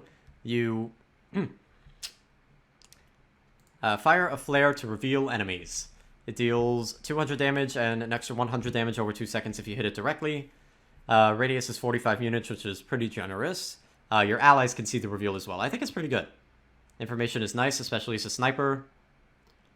God, another damn B tier ability. Like, I don't think it's A tier. Because it does kind of give away your position as Strix as well. Like, oh, the Strix is over there trying to reveal me. I'll put it above Barik Rocket Boots. I said that was like our baseline of B. Up next, we got Stealth. Great name. Thanks, Paladins. This is different from Sky's Stealth. Like, it's kind of identical, but different functionally, where this goes off of a resource, whereas Sky goes off of a cooldown. I still don't... You know what, though? It's on a sniper. And you could use this at long range to be the cheekiest little bitch. Like, I hate Strix for this. I think this is horrible game design, giving a sniper invisibility. But, like, up close, it is not good at all. There's a card to boost your movement speed, but it's like, eh. So, I'll put it bottom of B. Because if you get dived by a flanker with Illuminate, goodbye. Bye-bye. Irrelevant. Garbage. Done. Next is Talus. The Child. With his first ability, Blitz Upper. Charge forward to deal 600 damage. Knock enemy straight back. This thing is weird. I feel like you should be able to use this omnidirectionally. Because it forcing you forward feels so awkward. Like, it just feels like a worse Andro dash that deals a little bit of damage. Like, I'm putting it below Andro. Where is he? Bye, Andro. Andro, where are you? Another steps. Oh, God. Where's the dabbing Andro? Below Andro, below Cassie. Like, it honestly doesn't feel that good to use. I'm sorry. You know what? C tier. I'll put it at the top of C. Next up, we have the I win button, Overcharge. It basically increases your attack speed by 25% and causes you to consume no ammo. This is good. This is an annoying ability. Talos presses it and he wins matches. I'm gonna put Sounds it like a certain furry. A. We'll get to that. I'll put it in A below Ray Spirit Link. You know what? Hell no. I'll put it above. Nah. Yeah, I think that's fine. I think that's fair. Alright, last up we have Rune of Travel, which is Talos' bread and butter. I'm going to be honest, I do not like this ability. You place a teleporter, and it lasts 10 seconds. Either you could press the ability to teleport right away, or when the timer expires, you're forced to teleport back to your original location. Heals you for 500 when you do that, and that is not affected by Cauterize, by the way. Here I am. But it's just annoying. Also, the cooldown's really long. 15 seconds. Like, I don't like this ability. It does get Talos out of danger, yes, but I just like a more active playstyle from my flanks, and this isn't it. So I'm going to put it C tier. I'll put it below the Buck Leaps.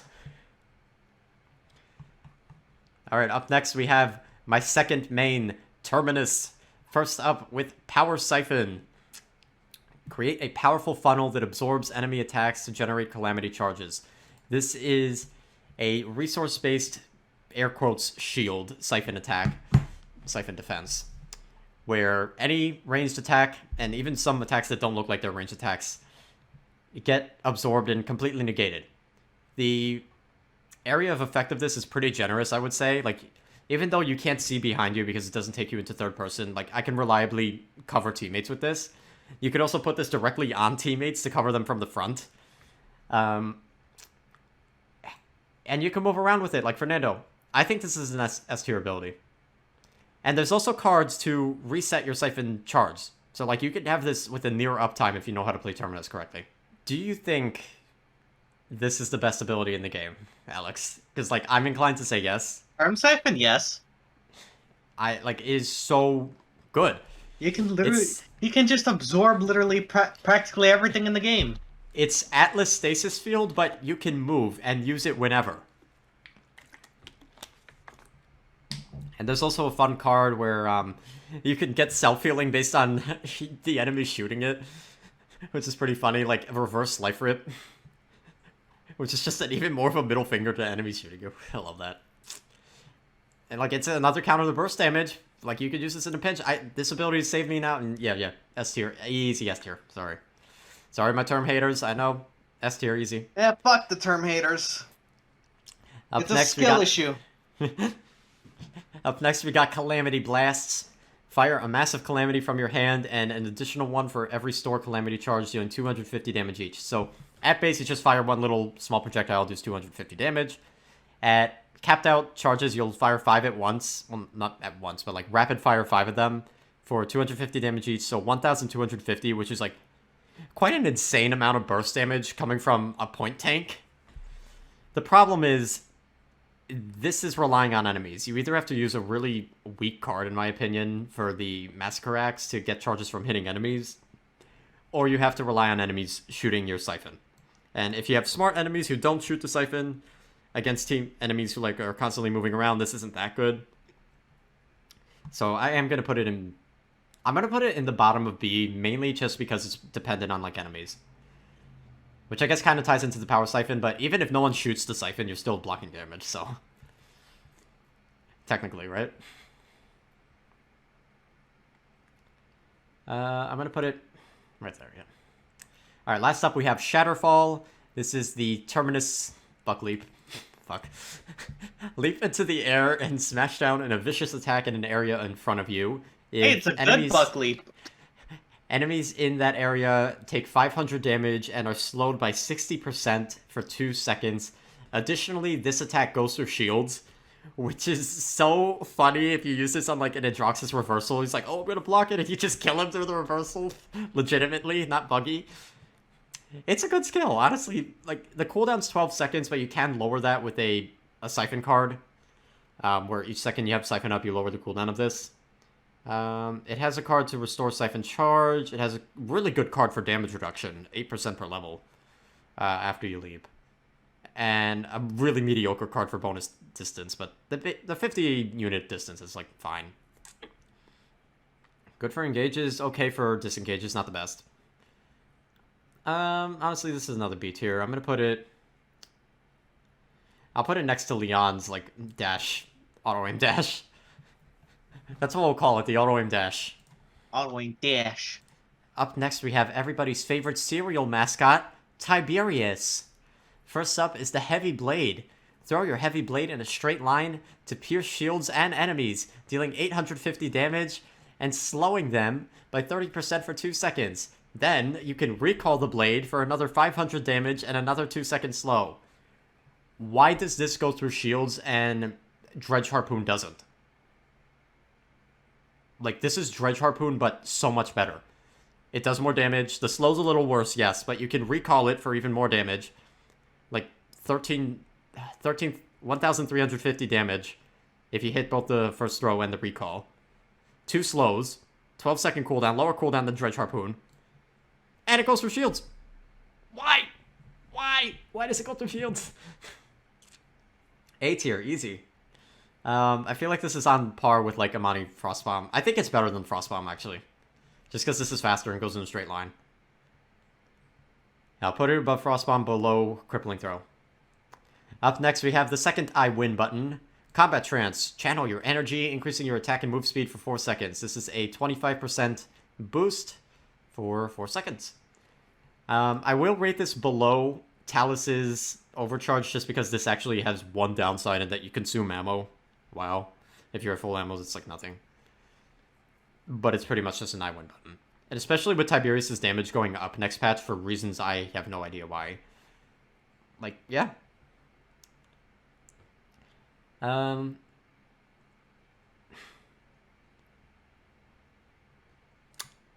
have to... Hold on. Gotta rearrange our A's. I think the Combat Trance is better than the Heavy Blade. I think it's easier to use, which means I have to move this up. Yeah, that's fine. Alright, up next we have... I think our last buck leap here, hopefully. This is Crouching Tigron, where you have a 1.4 second wind up, and then you do a buck leap. The air control on this thing sucks. Paladins Wiki crashed again. Let me get it up again. This ability sucks. This is the worst of the buck leaps by far. It is getting its cooldown lowered to 12 seconds, but like that's the same as Octavia Commanding Leap, and that's just way better. Honestly, this is a sim tier. Top of sim tier. Not a good ability.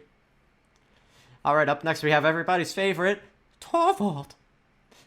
First up we have, in my opinion, his best ability, Nullify, where you launch out a auto-lock beam in a short range, fair and balanced, silencing your target and dealing 800 damage over 2 seconds. A 2-second silence on top of pretty decent damage. That's a good ability. Granted, Nullify does kind of cripple this late game, so I can't put it too high, but... like, it's easy to use. It's auto-aim. Silence!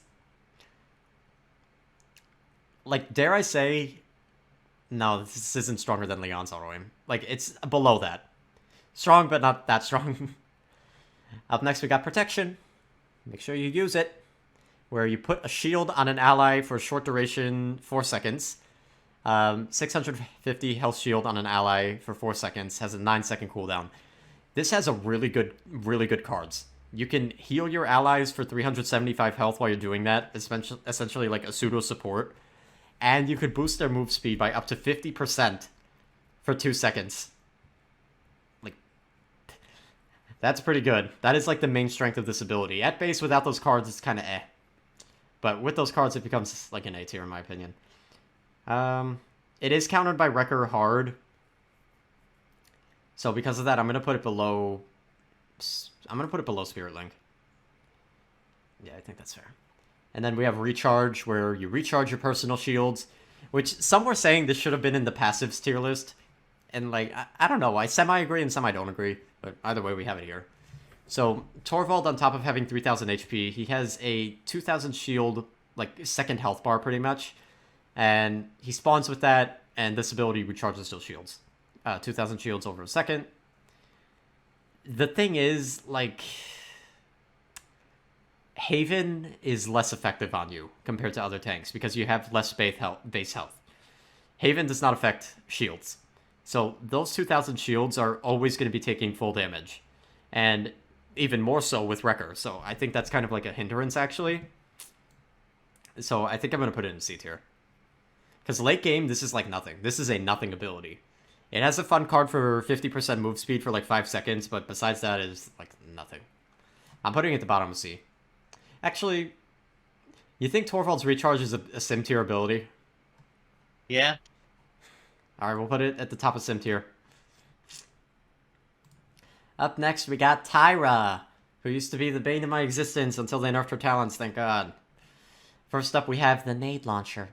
Fire grenade that launches on impact, dealing 700 damage. 9-second cooldown. I mean, it's like fair. I'll put it with Cassie Blast Shot, like, it's nothing special.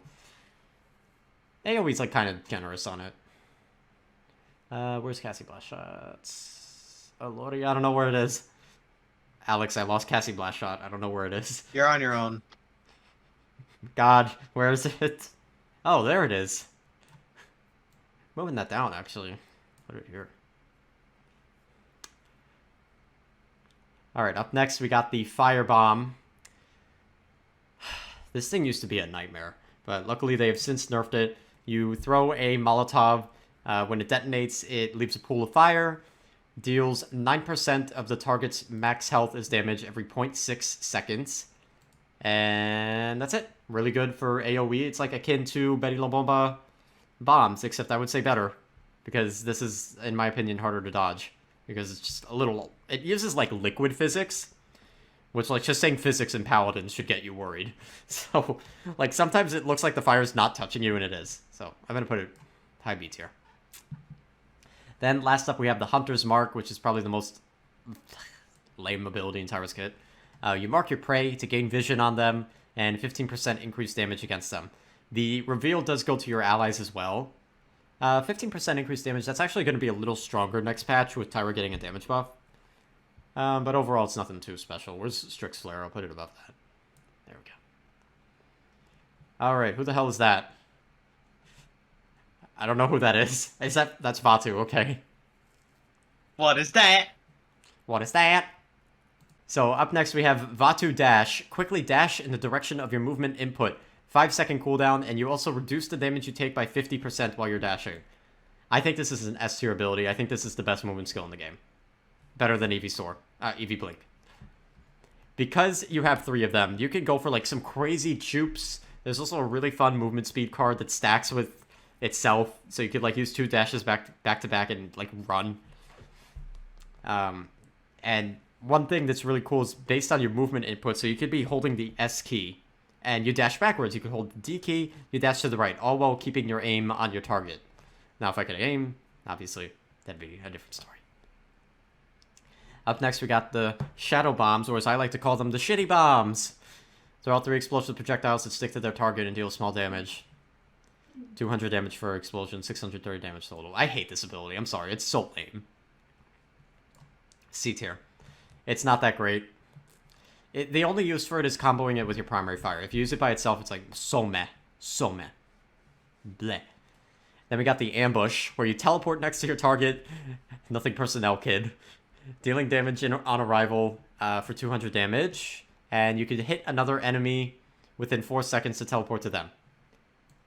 Why would you want to put yourself that close to somebody as a low HP flanker? I don't know. It is good for mix-ups, I will say. But, like, as an actual, like, mobility tool, air quotes, it's kind of, like, eh. I'm gonna put it in C tier. The main reason Vatu is good is because of the dashes. Like, that's it. This ability is also really damn loud. Like, you hear it across the map when Vatu uses this. Which is not fitting for the Shadow, just saying. Up next, we got 7 with a... I think it's called Trigger Discipline. Yeah, Trigger Discipline. This is your weapon swapping thing. I'll put it there. D. Now we have the Grappling Hook, where you can grapple to walls and stick to them. This is basically Grover Vine, but on steroids. Okay. You have 2 charges of the ability, 14-second cooldown. You can grapple to walls like normal. If you hold the spacebar, you fly off them, just like Grover does. But if you don't do that, you stick to them, and you become stealthed for 5 seconds. On top of that, as if that wasn't good enough, you can hook enemies that aren't front lines to pull them towards you as like a mock Makoa hook. I think this is an S tier. I'm going to put it below Makoa hook. You have mobility, you have displacement, you have stealth, all on one ability. Like, poor freaking Grover. And poor Vora once we get to her. Oh god, alright, who's up next? Up next we got the Explosive Dodge. Dodge in 8 different directions while leaving behind an explosive trap for your enemies. 7-second cooldown. Leaves 3 C4s that deal 250 damage each, so 750 damage total. This is the base ability, so it only leaves the bombs where you first dodge, not where you finish off. And recently, you can use this in the air. As of the next patch, you could use this in the air, akin to a Lex Slide. Like, it's literally just Lex Slide, but better. Where did I put Lex Slide over here? I think it's better than Lex Slide. I think it's better than a good chunk of these movement skills, actually, because it's fast. You are locked out of your movement, but it goes so fast that you don't even notice. Put her there, above Andro Dash. That icon is so stupid. I just realized. What? Which icon? The icon for Seven's explosive dodge. He's just... He's like, I need to get out of here. It looks like a light jog away from a fucking explosion. Next to Andrew dabbing, no less. God. Oh, God. Thanks, Seven, for the laugh. Alright, up next we have Victor with 2 skills. First is the Frag Grenade. You throw a cookable frag grenade, deals 750 damage when it explodes. Oh my goodness, excuse me. AoE is pretty generous on this. You could use this around corners. You could cook it to throw short range, not cook it for long range. Honestly, I like this ability. I think it's... Where did it go? I lost it. Where did it go? Oh, there it is. I'm sorry, y'all. That was a dumb moment. I'm gonna put it at bottom of A. Like, it feels like a more consistent Drogoz Fire Spit. And you could use it really often. There's a cooldown reset card based on enemies hit, which is pretty fun.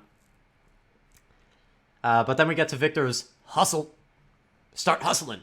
Gaining 65% movement speed, and you run. There's a nice DR card, 15%. Ammo back. It's basically Jenos Stellar Wind, but worse. Because you're not put in third person. And it's also, like, so easy to catch up to Victor. Like, other skills just get you... Like, in the long run, this will get you where you need to be. But in the short term, like, other characters can dash and, like, catch up to you and screw you over, so... Because of that, I'm putting it at C. I'm gonna put it at the top of C, though. Okay, done with Vic. Up next, we got... Not me! Vivian. Not me! First up, we have the Deflector Shield, and I know a very vocal part of the Paladins community is going to say this is an S tier, and I highly disagree. This puts a shield in front of the upper half of Vivian's body for 1,200 HP shield, 13-second cooldown. You could just shoot her damn feet. Like, against projectile characters, yes, this is annoying because projectiles are weird, and sometimes, like, the edge of your projectile hits the shield when you're trying to thread the needle. But as a hit scan, you have no excuse for not being able to hit Vivian. You could also, like, if you're a flanker, you could go over her, you could go around her. The Vivian has to be, like, head-on facing you to use this. Like, I don't think it's that great. It does turn the fights against, like, bad enemies. It's hard to say, but, like... I mean, I guess the console players hate this because of, like, freaking aim assist, but, like, on PC, this is not that good, I'm sorry. Yeah, another C tier. Then we got the Sensor Drone, where you throw out your little Sensor Drone, it reveals enemies to your allies. You can have 2 of these out at once, but you only have 1 charge per cooldown, 10-second cooldown. There is a card to keep enemies revealed after they leave the range for, like, upwards of, like, 3 seconds, I think. Which is really annoying to fight. It's another information-based ability. Where's Tyrus Hunter's Mark? Because I feel like it's better than that. Put it over there. There we go. Alright, up next we get Vora. First ability. I'm pretty sure she has some cool ability names. Oh yeah, the first ability, Obliteration. Jump up. You basically do a little, like, Terminus leap. And while you're doing it, you become immune to damage in CC. On impact, you do 500 damage and apply a little bit of knockback. If you have max darkness stacks, you deal an additional 300 damage, and you slow enemies for 30% for 2 seconds. Damage immunity is really good. Like, Androxus, this is like if Androxus Reversal and Moji Magic Barrier were, like, actually good. It comes out fast, and it does good damage. Like, honestly, A tier. I think Vora Obliteration is worthy of A tier. I'm going to put it below Ceres Restore Soul. You could jupe so many enemies with this. You could survive so much with this. Skybomb in your face, who cares? Do a little pirouette. Okay? Drogoz about to ult you, who cares? Dance in his face. So much fun. Up next, we got the Dark Siphon, where you launch a projectile akin to your primary fire. It deals 200 damage on hit and an additional 400 damage over time. And hitting an enemy heals you for 300 health over 2 seconds. If you consume maximum darkness stacks. If you consume max darkness stacks, it cripples enemies for 1.5 seconds. That is so strong for a flanker to have. Like, I think this is on par with the other, like, crippling movement impairing abilities, but I think this, dare I say, I think this is better. Because, yes, you do have to work for it. You have to hit 5 primary shots before. But, like, you're a flanker. You don't want people running from you. You use this on close range on a Ceres as she's, like, shadow traveling, and you screw her. Because you can actually follow up on that damage. I have Azaan Reckoning. I'm moving Reckoning down, actually. I'm going to put it up here, and Reckoning I'm going to move to here. Yeah. Alright, then last up we have the Tendrils, where it's Grover Vine, but faster. Unlike 7, you only have one of them. Cooldown is kind of long at 12 seconds, but it does have pretty good cards, damage reduction and a shield. You can reduce the cooldown by 3 seconds, I think. Hold on, checking cards. Yeah, 3 seconds with a card kept out. Pretty good mobility. Sometimes you do get screwed, and then because of the long cooldown, you can't do anything, but I do think it's one of the better movement skills in terms of, like, actually, God, I just saw 7's explosive dodge again. Screw that ability. I'm going to put it at the bottom of A. I think it is one of the better movement skills in the flank class. Actually, you know what? Hold on. It also has really good cards, so I'm going to put it below Maeve 9 lives. I think it's a good ability. Alright, who's up next? We are nearing the end. We got Willo. Willo, load, please. Okay, first up we have the Dead Zone. 16-second cooldown. You launch a Toxic Spore that deals 100 damage, and any enemy standing in that zone gets 0 healing. That's an easy S tier, I'm sorry. Healing in this game is so powerful. That's why Cauterize exists. And some characters can, like, cheese it out, even with 90% Cauterize if you have a lot of healers. This just, like, this is the ultimate, like, zone denial ability. It doesn't do damage, no. But any damage you do to an enemy in the dead zone is permanent. Whereas, like, with everything else, you have to account for healing. Do we think this is better than Term Siphon? What are we looking at? Willo Dead Zone. Willo Dead Zone? Yes. God damn it, Alex. Best ability in the game? Yeah, I think so. Which is weird because it's on kind of a mediocre champion. But denying healing is so good. Cauterize is really strong, but completely denying healing completely is stupidly strong. So good. And the AoE is, like, pretty generous. And I'm pretty sure... Okay, no, you can't make it bigger, but still, pretty good. Up next, we got the Seedling, which is pretty much like Betty La Bomba Cluster Grenade, but better. So you throw an explosive seed that deals 400 damage. Hi, Chris. Okay. Thanks, Chris. It deals 400 damage to first Seedling, and then it launches... It spawns 4 more Seedlings after that also do 400 damage. So if you hit an enemy with all 4 of these, you're doing 2,000 damage. Really good for point denial. I would say it's definitely better than Betty's Cluster Grenade, because you're not relying on enemies to, like, proc the first one. Where is Hail of Bombs? I feel like it's akin to that. Hail of Bombs and Firebomb. I'll put it below Hail of Bombs. I think that's fair. Up next, we got Flutter. Quickly flutter your wings and propel yourself forwards and upwards. I don't really like this movement skill. It feels weird. The base cooldown 10 seconds is also kind of long. I'm putting it in C. Top of C. It's that little upwards momentum that screws me. If I could just use it, like, straight, it'd be fine. But it has that weird arc where if you want to go forwards, you just, like, you do this, like, weird dip. And I don't like the dip. I don't want no dippity dips. Okay, third to last here, we got Yagurath, who has the most skills in the game. She has 6 skills. First up is Form Swap, going with the others. Privileged Bug. Privileged Bug. Up next we have the Trail of Acid, which is technically your primary fire in Rolling Stance. You basically leave behind 4 acid pools. And it has an 8-second cooldown. This is a sim tier. I'm sorry. You know what? I think this is the worst ability in the game. It's worse than Sky Stealth. It's really just like a throwaway ability. I'm pretty sure they even said that when they were showing off Yagurath. Oh, this is something so you could like do something while you're rolling around. Like, okay, cool, I guess. Sure. Up next, we got the Piercing Quills, which is technically a secondary fire in Planted Stance, but it has a cooldown. It has a... What's the cooldown on this? 1 second cooldown? I'm pretty sure it has a 2-second cooldown, but here it's saying it has a 1-second cooldown. You have 8 charges of these.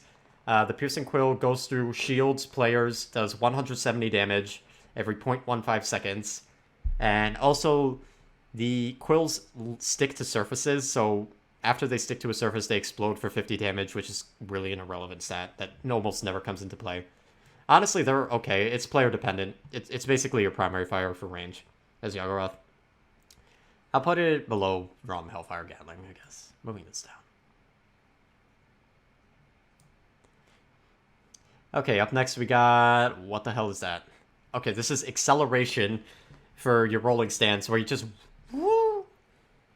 There is a bit of wind-up to this, but...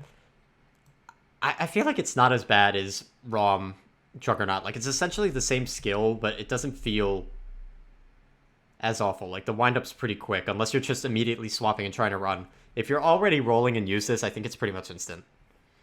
And even then, if you get stunned out of it, you can still roll. You have faster movement speed. I guess I'll put it... Where did I put Juggernaut? Did I put Juggernaut in C? I'll put it C tier just because you can stun it and stop it from happening, which is annoying. Up next, we got Primal Vision.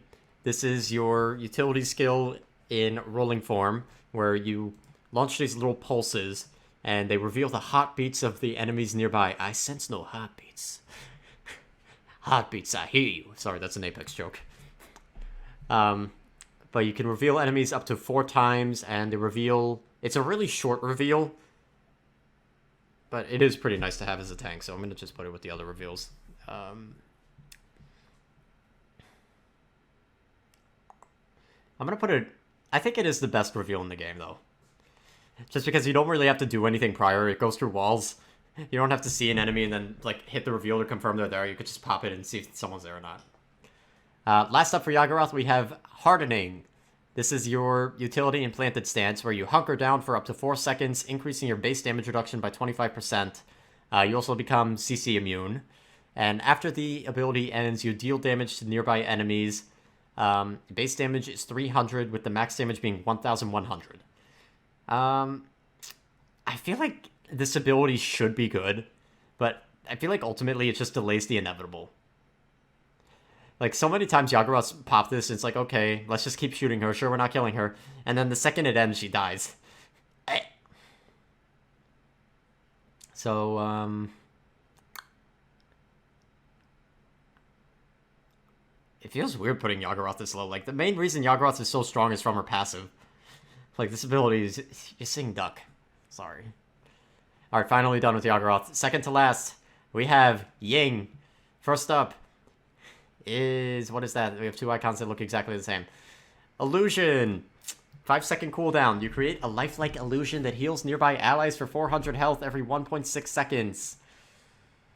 Sim tier. This is the worst healing ability in the game. I'm sorry. I'm sure even the Ying mains can agree with me on this. The healing is so low, and because the healing is out of your control, sometimes it'll heal the lowest health ally in range, but sometimes you want to pump healing into your tank. You can't do that with this. This will prioritize someone else. And that 1.6 second like cooldown in between healing, it sucks. Why? Also, it's a deployable, so it takes bonus damage from Bulldozer, but for some reason, I don't know if this is like a remnant of the old balance team, like I'm talking alpha balance, but for some reason, you could headshot Ying illusions for bonus damage, and you can stun them with crowd control. Why, I don't know. Like, the main useful thing from Ying illusion is, like, blocking a Makoa hook or something, or blocking a Drogoz ult. Otherwise, in terms of healing, you're better off picking any other healer. These are not good, I'm sorry. And the thing is, Ying's whole kit is based around this ability. Which, up next, we got Shatter. Shatter your illusions, causing them to chase down enemies and explode for 500 damage. 4-second cooldown. Again, another sim tier. Why would you get rid of your only low healing to do, like, pathetic tickle damage? And the illusions are so slow at base. This is without resonance. And, like, sometimes they get so confused. Like, you'll want them to chase down an actual living opponent, but sometimes they'll be like, oh, a Barik turret! Oh my god, I'm gonna murder the shit out of that Barik turret. And it's like, wow, you murdered the Barik turret. Thanks. You know what? This is going lower than the damn Barik turret. I'm sorry. Sacrificing your only healing. The only reason this is top of sim tier... Put it at the bottom of sim tier, actually. Nah, I think... You know what? Yeah. That shit sucks. You, at least... You don't have to, like, sacrifice anything to use Sky Stealth or Yaggorath Trail of Acid. This, you have to get rid of your only low healing. Like, the only reason this is at the top of sim tier, Ying Illusion, is because it heals. Last up, we got the Dimensional Link. For a short duration, you could swap between your clones. This is a really inconsistent skill. Like, sometimes if you know how to use it and you place the clones far, you could get some pretty good distance with this, but more often than not, I feel like disappointed with it. Cooldown's also pretty long at 14 seconds. I feel like a really nice buff if they don't want to touch Ying's healing for some godforsaken reason, I don't know why. But a really nice buff to Ying would be lowering the cooldown on this. I'm going to put it C above... I feel like it's easier to set up than a Corvus teleport or a Kinessa teleport. I'm going to put it above those two in C tier. Alright, thank God. Finally. Up next, we got Xin. Finally. First up is the counter. Counter a single attack from the front and unleash a vicious counter attack that deals 600 damage. There is a card to increase your movement speed while that's happening, and another card to decrease the cooldown of counter after you hit an enemy with counter. Like, I don't understand those types of cards, but it's there. This is basically like Andro Reversal, but good. Because you don't have to wait out the whole thing, and the second someone shoots it, you pop it out. I'm gonna put it B tier. It's also a giant middle finger to, like, rapid-fire champions. So, like, you walk up to Victor and you just counter him because he can't stop firing in time. I miss the old Retaliation. I miss Retaliation. I'll put it below Dredge Harpoon, only because if your ally's smart, if your enemy is smart and they don't shoot it, like, you're doing nothing. You're just sitting there like, oh, I'm gonna defend. Up next, we got Willo, and my god, this thing has been nerfed into the ground since I started playing. Disperse into smoke to become ethereal and increase your movement speed by 10%. This is basically Grohk Ghostwalk.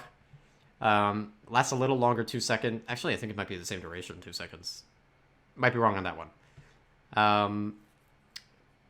Yeah, it's basically the same thing. This does have some cooldown reset cards.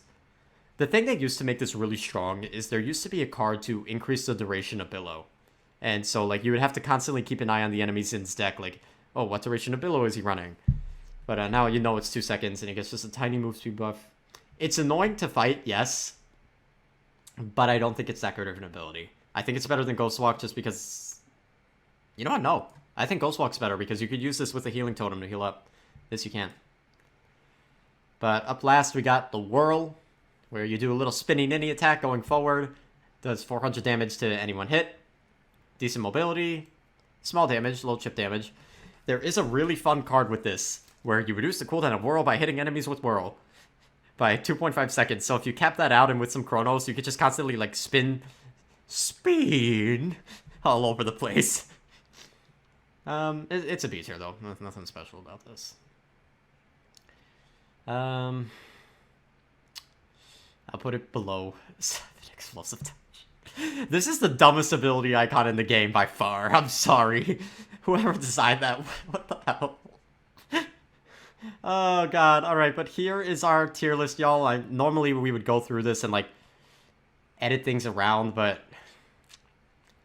this was so long of a recording, y'all. I think we're just gonna end it here. I'll just go over our S tiers and our Sim tiers. At the top of S, we have Willow's Dead Zone, then we have Terminus Power Siphon, Atlas Stasis Field, Makoa Dredge Anchor, 7 Grappling Hook, Ray Envelop, and then Vatu Dash. At the bottom of the barrel at Sim tier, we first have Ying's Illusion, Torvald's Recharge, Tiberius Crouching Tigron, Moji Scamper, Bomb King Poppy Bomb, Barik Turret, Kinessa Depressor Mines, Evie Ice Block, Sky Smoke Bomb, Sky Stealth, Yaggaroth Trail of Acid, and at the bottom we have Ying's Shatter. I forgot the name of it at the bottom. That's how irrelevant it is. Anyways, hope you guys enjoyed this video. I have no idea how I'm going to edit this to make this like YouTuber friendly because this is so damn long. And peace.